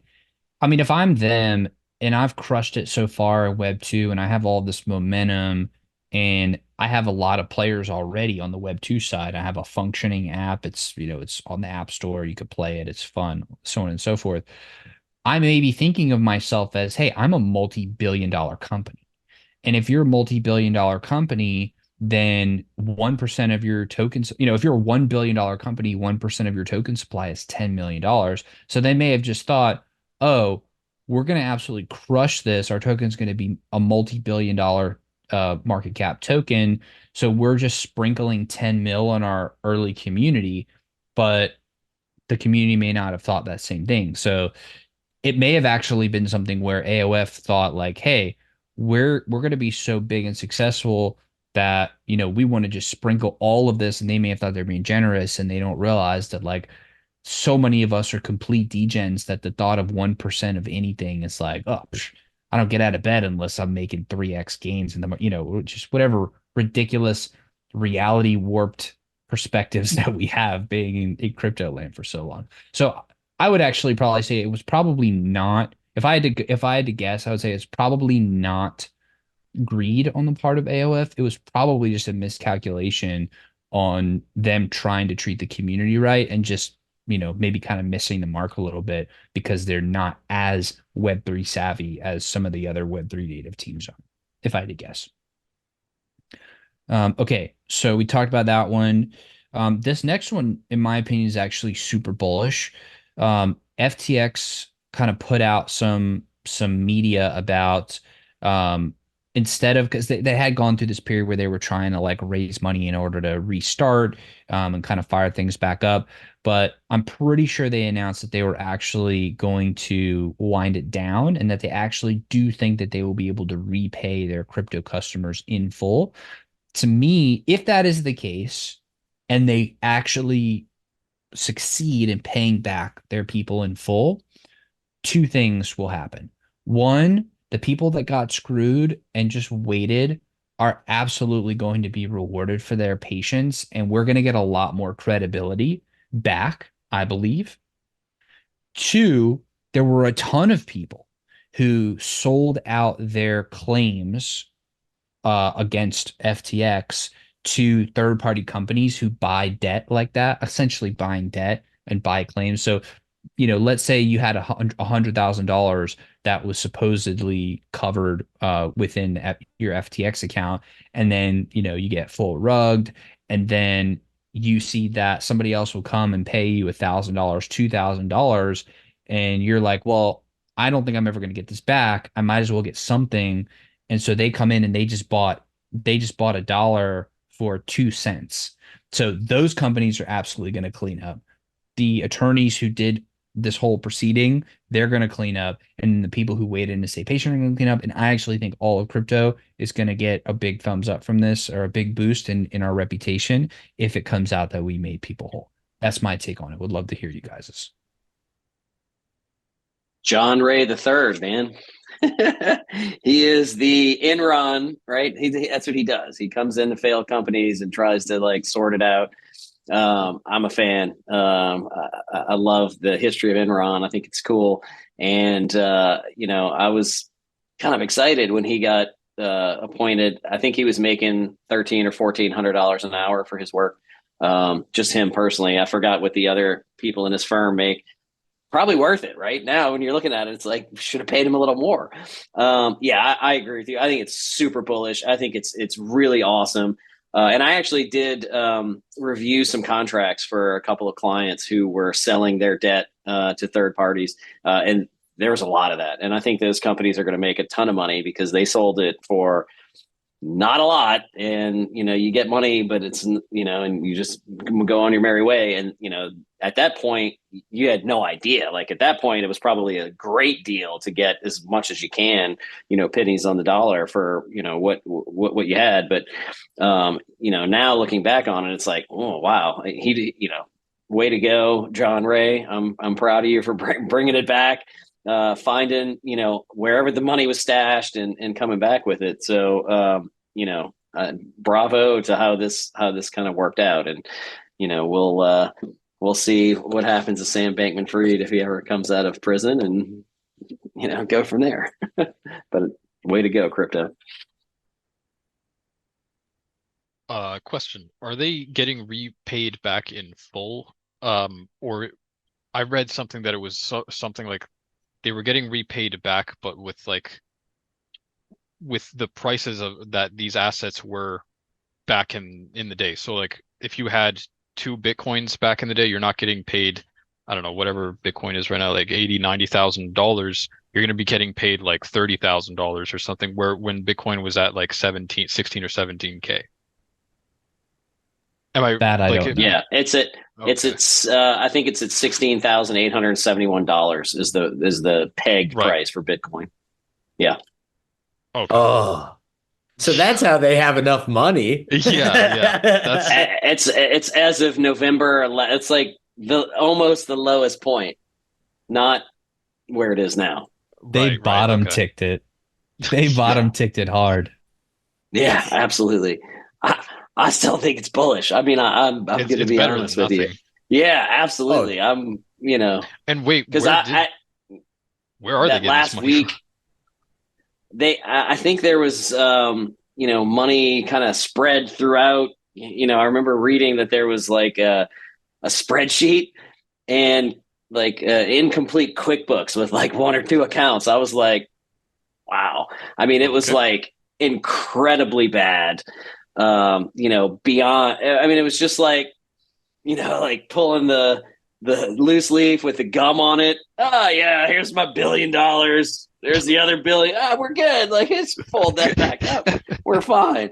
I mean, according to what I read, I was like, if I tried to screw up something hard, I don't think I could do as good of a job as they did, quite honestly. I mean, I don't know if it was just like, I think it was just they just didn't give a fuck. Excuse my language. That's what it sounded like, Yeah. So yeah, I mean, I still think it's awesome that they're getting paid back, and yes, they're getting pegged at a lower price, but I luckily didn't have any money in FTX ever. They're Yeah, definitely same. getting pegged. Yeah, a little bit. Yeah, I mean, Hey, take that, invest it in Bitcoin, and come back in a few years, right? oh, something's better than nothing. I'm just playing. It'll be interesting to see like how they I guess they'll have to continue to liquidate tokens and then make those payments out in cash if they're like pegging it to old price. I guess it wouldn't really make sense to be like, okay, you had 2 Bitcoin, but we're pegging that at 32. So we're going to give you 0.8 Bitcoin. It sounds like it's going to be all USD transactions. So maybe short-term that would be sell my pressure. I know it's there's that FTX tokens remaining. There's also I think it's Silk Road, or I believe it's Silk Road tokens that are going to be hitting the market in March that the Department of Justice just got like sort of the thumbs up to dump. I thought that already happened. Wow. approval happened, but they were targeting like a date in March. And I mean, they've sold Bitcoin before. That was one of the things that like made the Coinbase case so funny. I'm like, so when the government sells Bitcoin, they use Coinbase, but Coinbase is somehow doing something illegal. 100%. They're using the infrastructure set up that they're like, this is illegal. You can't do it. Yeah, it's the silliest, stupidest thing I've ever heard in my life. 100%. Sometimes reality is better than fiction. Better than fiction. Okay, let's go on to I think this is the right way to pronounce it, but Palworld. Palworld hit over 19 million players in 2 weeks. I personally did not play. I'm sure I'm going to get absolutely just ripped afterwards. So, I'll accept that. I deserve that. But I'm pretty pumped about that amount of players. Would love to get you guys' perspective on it. Did anybody play? How is it? And then, what are our takeaways from that? So, I mean, I didn't play this, but I think initial thoughts are one, it speaks to the market demand for a Pokemon-esque game that's open world and is higher quality than the current stuff than Nintendo is currently putting out, and also the network effects created by that game. Like most people I know of didn't even hear of it until it just suddenly blew up in such a short period of time. Like it was like overnight, all of a sudden everybody was talking about Palworld. And then it was like something you had to play. So those two things really struck me with that game. And not to mention, it's a more mature Pokemon-esque type of game. Like it's basically Pokemon with guns, which I can never in a million years see Nintendo adding guns to Pokemon like that. And you have like a lot of the Pokemon, like the original players of these kinds of games being a lot older now. That a game like Palworld could be sold to them and make sense and actually gain that traction that it needed to become as popular as it was. But yeah, I'm curious what you guys think of that.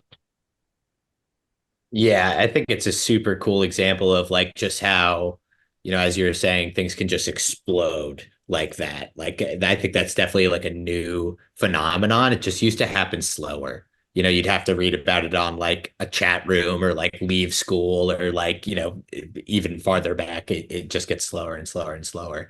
So for something to explode so quickly is like interesting in its own right. I have played a bunch of Power World and I've been waiting on my own dedicated server that I paid some company for like a week so that we can have like a dedicated PC server with like me and like 12 of my buddies to like build this like whole universe. You can like do it on Xbox without doing that, but then you're just like living in a one of their universes and that person would have to keep their system on the entire time, which isn't really like feasible. So or you could get like a dedicated machine and run the server your side, but that's outside my technical ability and like sort of like want. But the game itself, so unbelievably fun. Like they just gave, I've been Pokemon was the first game I ever played. That's what got me into video games. 6 years old, red version on my Game Boy Color, and I was off to the races. And so they just like, I think it's like such a good example of just giving people what they want.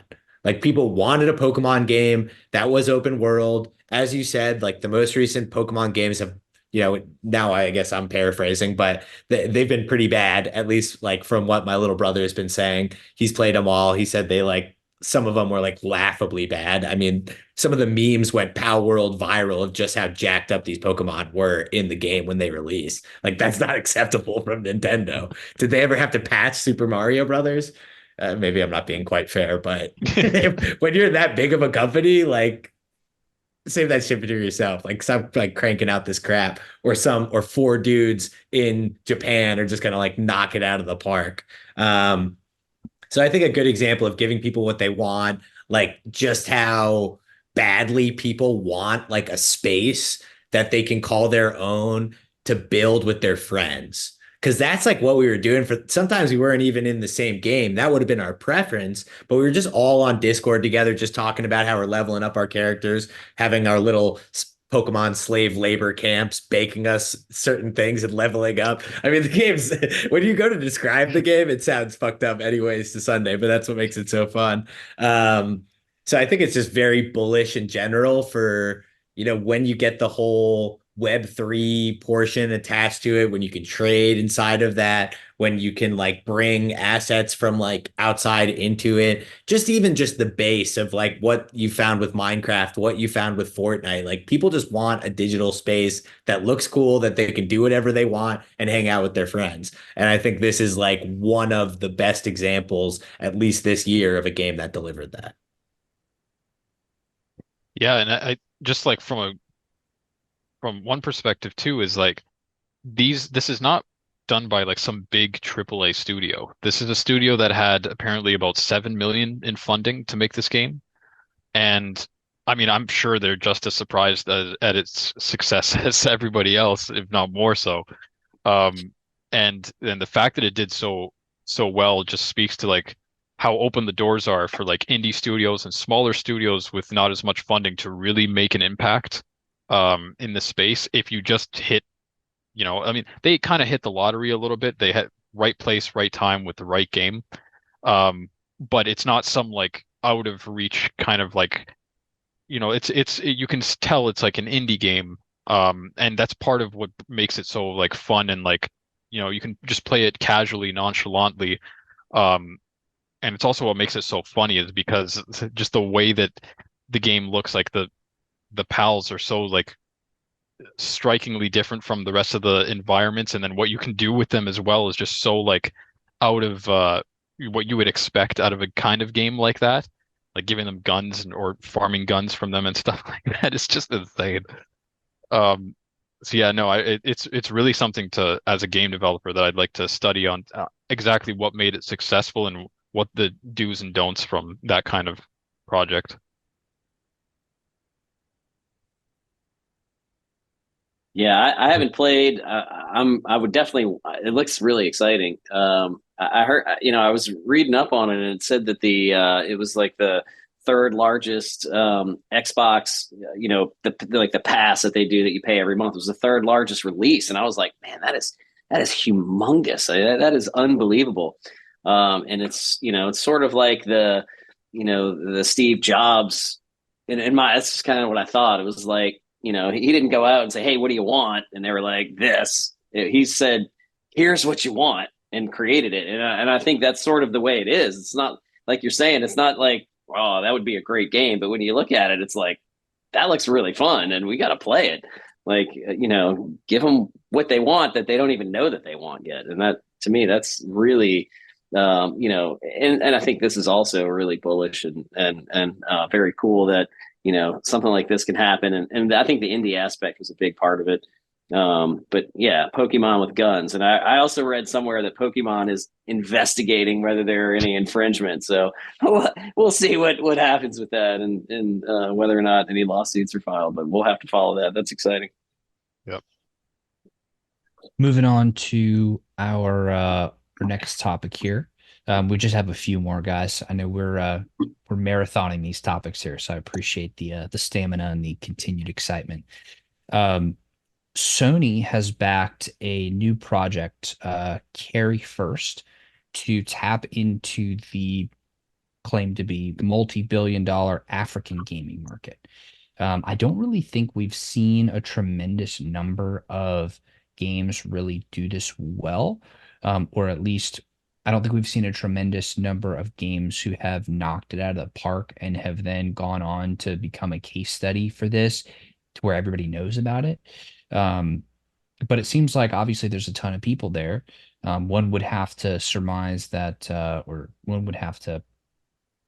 one might think that the average spend per player coming from a lower income region such as that might make it a less attractive market for games to go after.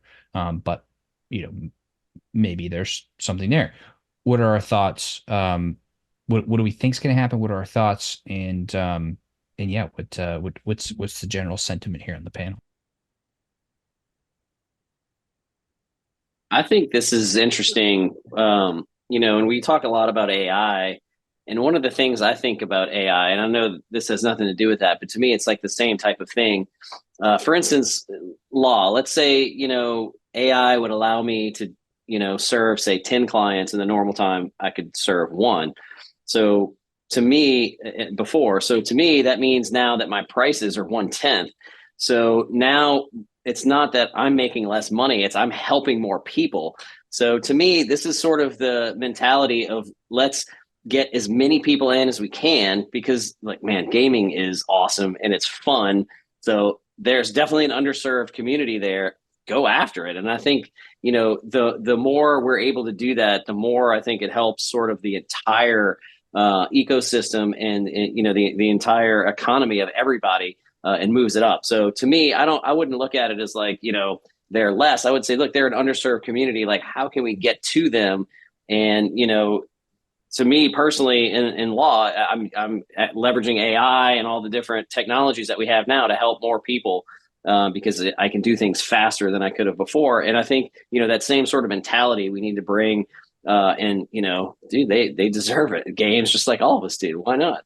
And I think it's great, and I'm really excited about it. Yeah, I'm stoked. I think Africa coming online is going to be one of the big like geopolitical shifts that we're going to witness like across our lifetime. Africa, sort of even we've watched like over the last like probably our lifetime and even a bit before of just sort of like Asia coming up into like prominence on like the world stage or coming up onto the world stage.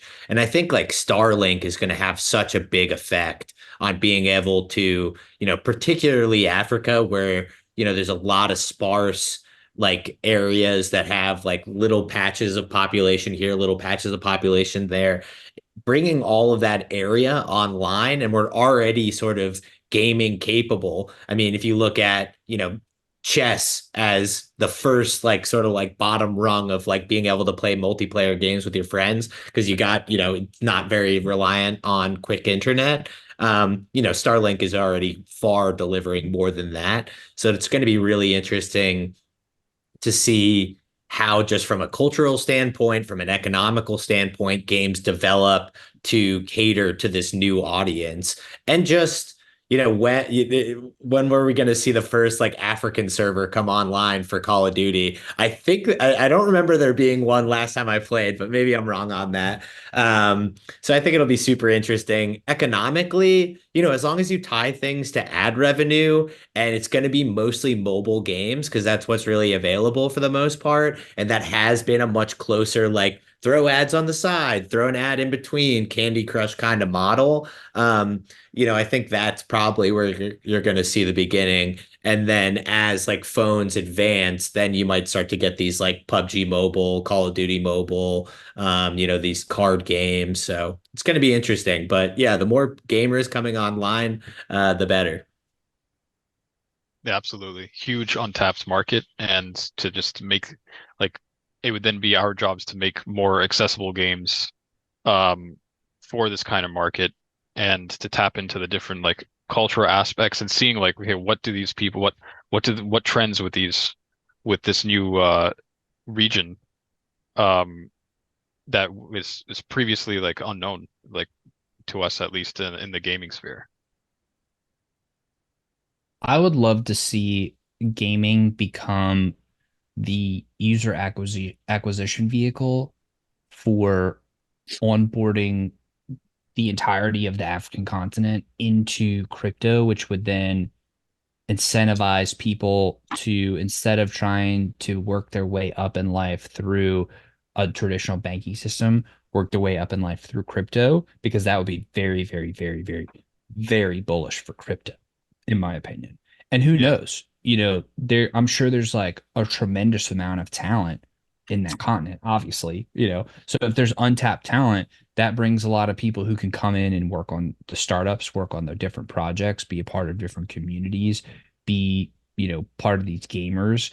And if they're not careful, the traditional banking industry might miss out on a freaking continent, because if crypto can kind of snap that up, then we just, we just made a huge competitive advantage for ourselves by being willing to go in and give access to the tools that we've created in crypto to a group that has traditionally not been sought after by the existing financial system. So to me, it could be very, very bullish, and gaming is the perfect onboarding mechanism, which I'm very excited to see how that actually plays out.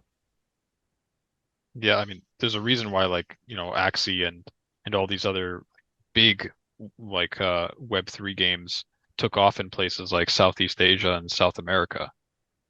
These gamified financial incentives are, a lot of times for us in North America and in Europe, it's not quite the main selling point of the thing all the time. But for a lot of these regions, that few cents or few dollars a day really makes a huge difference. And so yeah, I definitely agree with you there that this region, um, gaming can really be a really awesome user onboarding, user acquisition method to get these people kind of hopped into crypto and see the 100%. the overall benefit and utility, because they don't have necessarily things like, staple banks or even currencies to rely on. Crypto provides that avenue for them. Exactly. Exactly. I was about to touch on the currencies as well.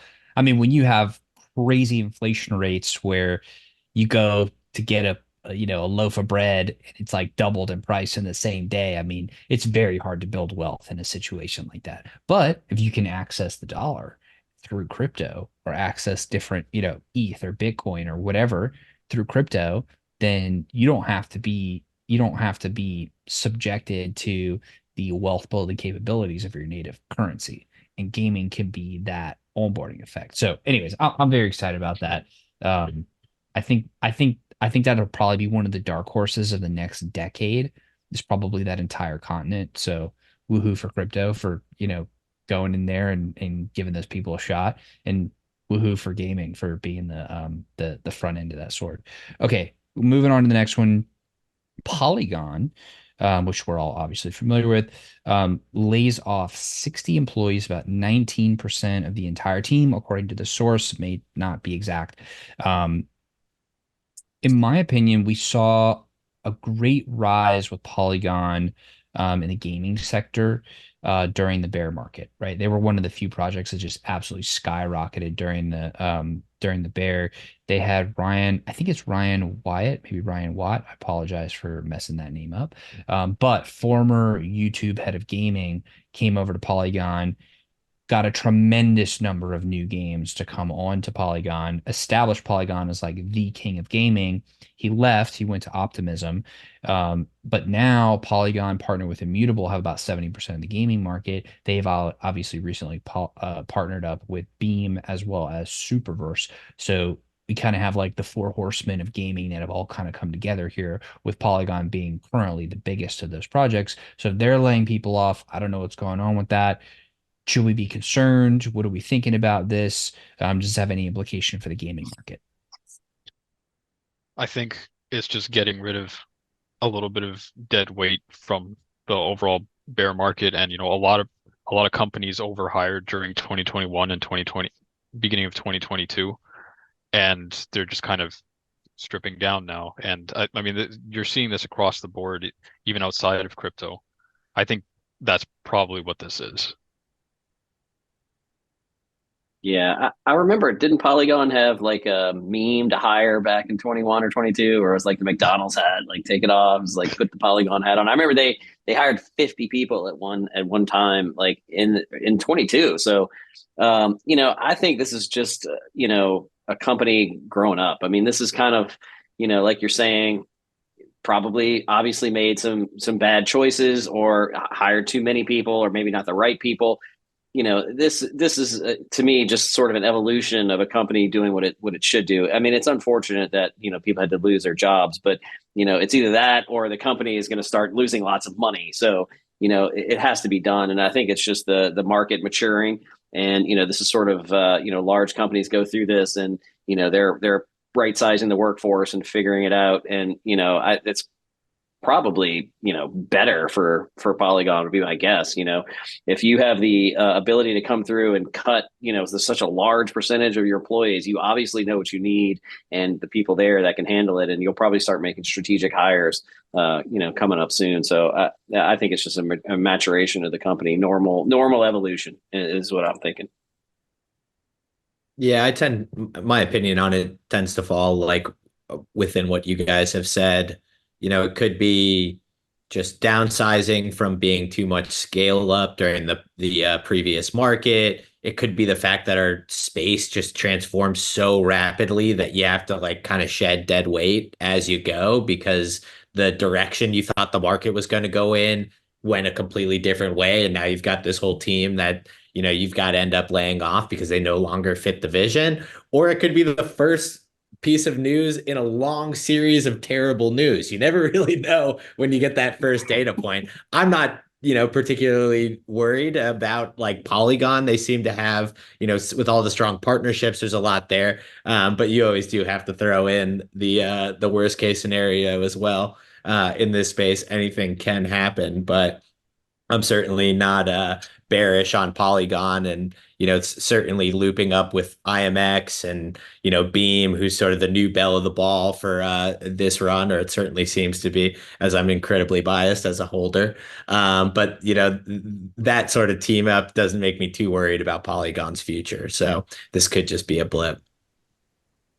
Yeah, I will say too, like I've done mergers and acquisitions for multiple years of my career thus far, and one of the things that I always saw was if you sometimes you grow so fast that you just have to throw bodies at an issue, and oftentimes the things that will kill a real business that's actually found some sort of product market fit is actually growing too fast.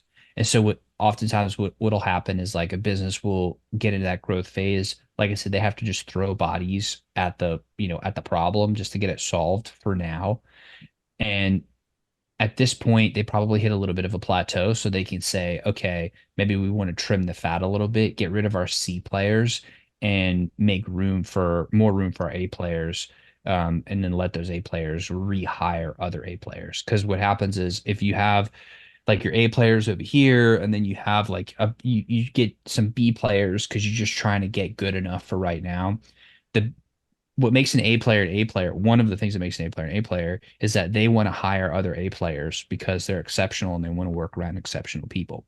One of the just most stereotypical characteristic of a B player is that they want to look really good. And how the easiest way to look good is to hire somebody that is worse than you in the BC, analogy to continue, or less capable or whatever. So you have a B player who'll bring in a C player, and that problem just gets exaggerated or exacerbated because then the C player wants to do the same thing. So they hire a D player, and then eventually you've got a bunch of people that are not the right people for your team. That being said, a C player on one team could be an A plus rock star on another team. It just, it depends on the fit, the position, the role, the life cycle of the company, so on and so forth. So what I'm hoping that they're doing is I'm hoping that they're just cutting the fat of people that are not a good fit for them. Hopefully those people go on to have great careers elsewhere in crypto and they become A players of different teams. Hopefully they're removing their C and B players and they're now consolidating down to a really elite team of A players. And I think what a lot of businesses find is that once you get to a smaller number of elite people, we're talking like the Spartans of industry, like the Leonidas elite Spartans that are just all absolutely the top tier. Hopefully this 300 Spartan reference is going the distance to illustrate the point. I'll permit it. Yes, there you go. So hopefully that's what they're doing, and it's not a symptom of a greater problem, because if it is a symptom of a greater problem, then watch out, because Polygon is very critical to the infrastructure of gaming right now, and that would be bad if it is a symptom of a bigger thing. So maybe do some more research, everybody that's listening, and go and hedge against your Polygon holdings, or go dig in and make sure that you have the confidence to ride out whatever happens, because that could get nasty and that could have ripple effects. but I don't think that's the case. Just want to put that out there. No, and I think it brings up like an interesting point of because we operate in a place built of entirely private companies, you never really get to find out what people are doing with their treasury, which I think gets so underspoken about in our space, just even in like Twitter spaces and on these sorts of like podcasts where treasury management can make the difference between winning and losing. And when you really have no like data on these companies, they are total black boxes and you're making these judgments. There's no 10Ks to rifle through for the most part. And you're just sort of making these judgments based off of these headlines and like what you're hearing throughout the industry. 100%. All right, guys, last two topics of the day. Unfortunately, the chairman of Ripple fell victim to a nasty hack, lost approximately 213 million XRP, valued at about 112.5 million. I don't know about you guys. I've never lost $112 million in a single event. So, my heart goes out to Mr. Chris there. But that's a supreme bummer, I will say, but would love to get you guys' opinions on that. Yeah, it looks like since it's crypto, he's got a shot to get at least some of it back. I know that, and I don't think, and thank God we have Zach XBT, right? I mean, he's like the sleuth. He has so many followers and has done, some amazing work throughout the last few years. But I think he posted that if it weren't for him, or somebody maybe did, if it weren't for him, that Ripple may not have even announced it. Which yeah, I guess they don't have to, but to me, I think it's something you would want to disclose. That's one part. The second part is since it's crypto, they obviously can track all the wallets, and it's gone to many different exchanges. And if those exchanges are the U.S., the FBI can get those shut down and frozen relatively quickly. So hopefully he'll get some of his money back.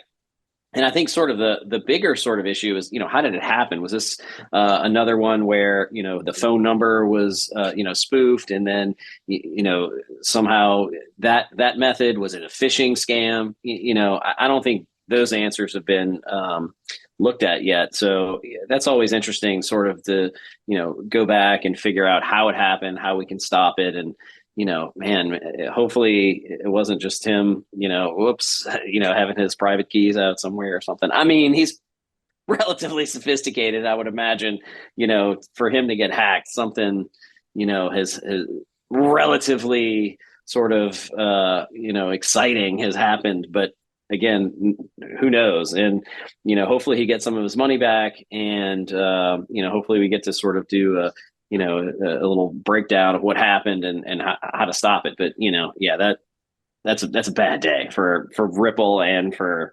Chris for sure.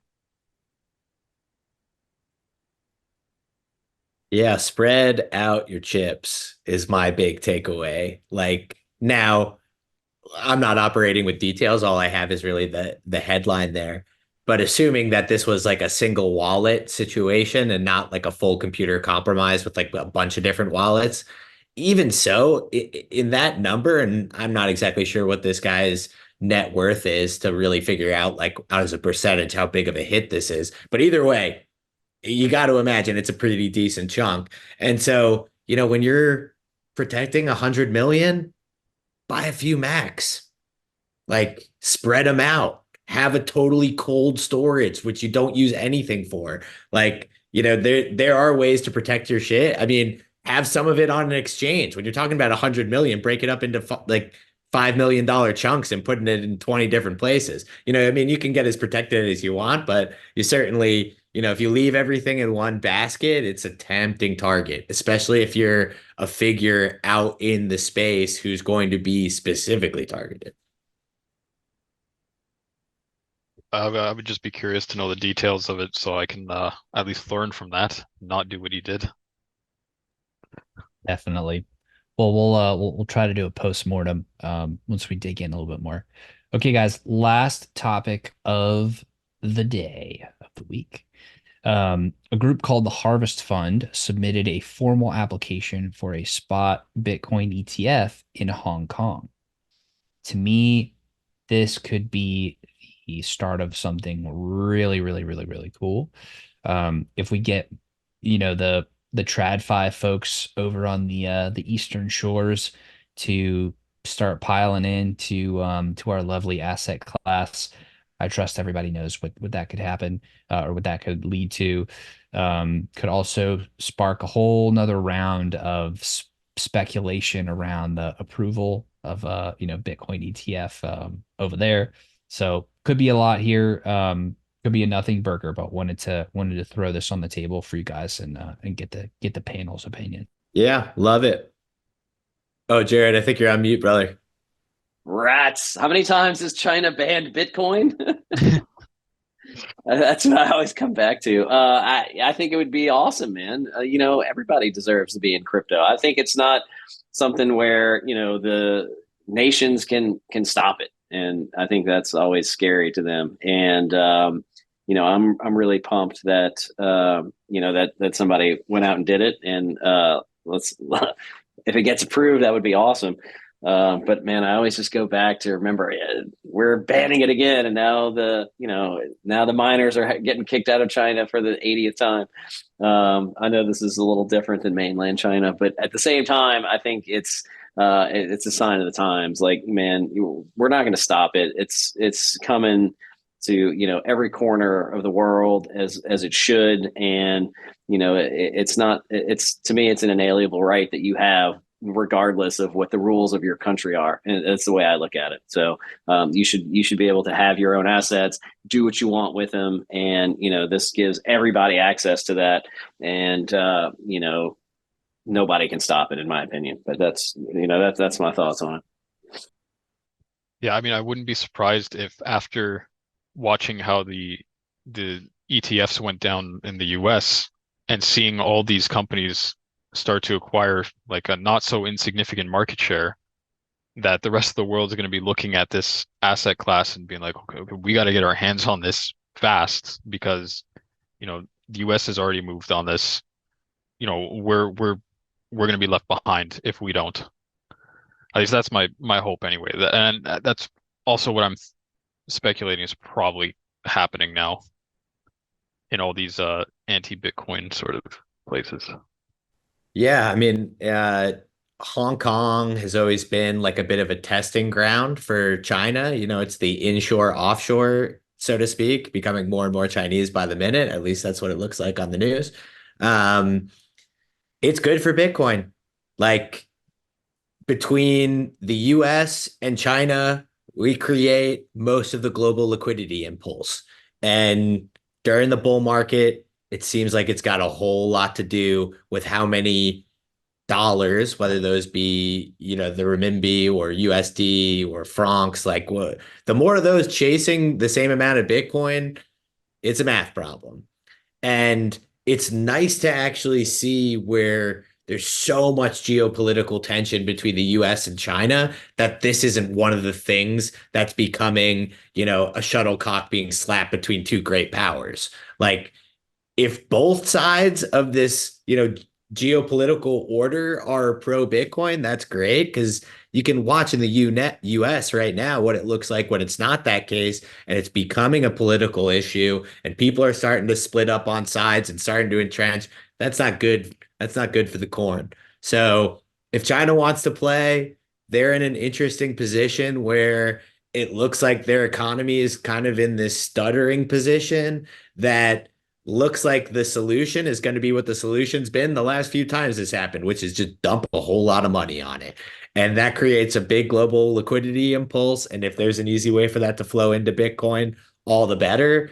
To Jared's point, China is always going to do what's in China's best interest. So if right now Bitcoin's in China's best interest, it's a good day for us. If a week from now, Bitcoin is not in the CCP's interest, fuck Bitcoin. That's pretty much how China's going to play.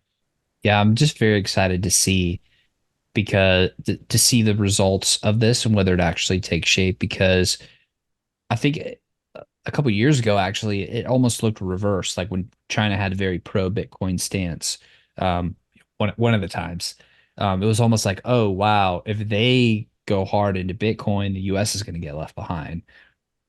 some odd twist of fate has now, put us in a leading innovative position there where we have, that we've financialized it, which is very exciting. And I'm very grateful for that.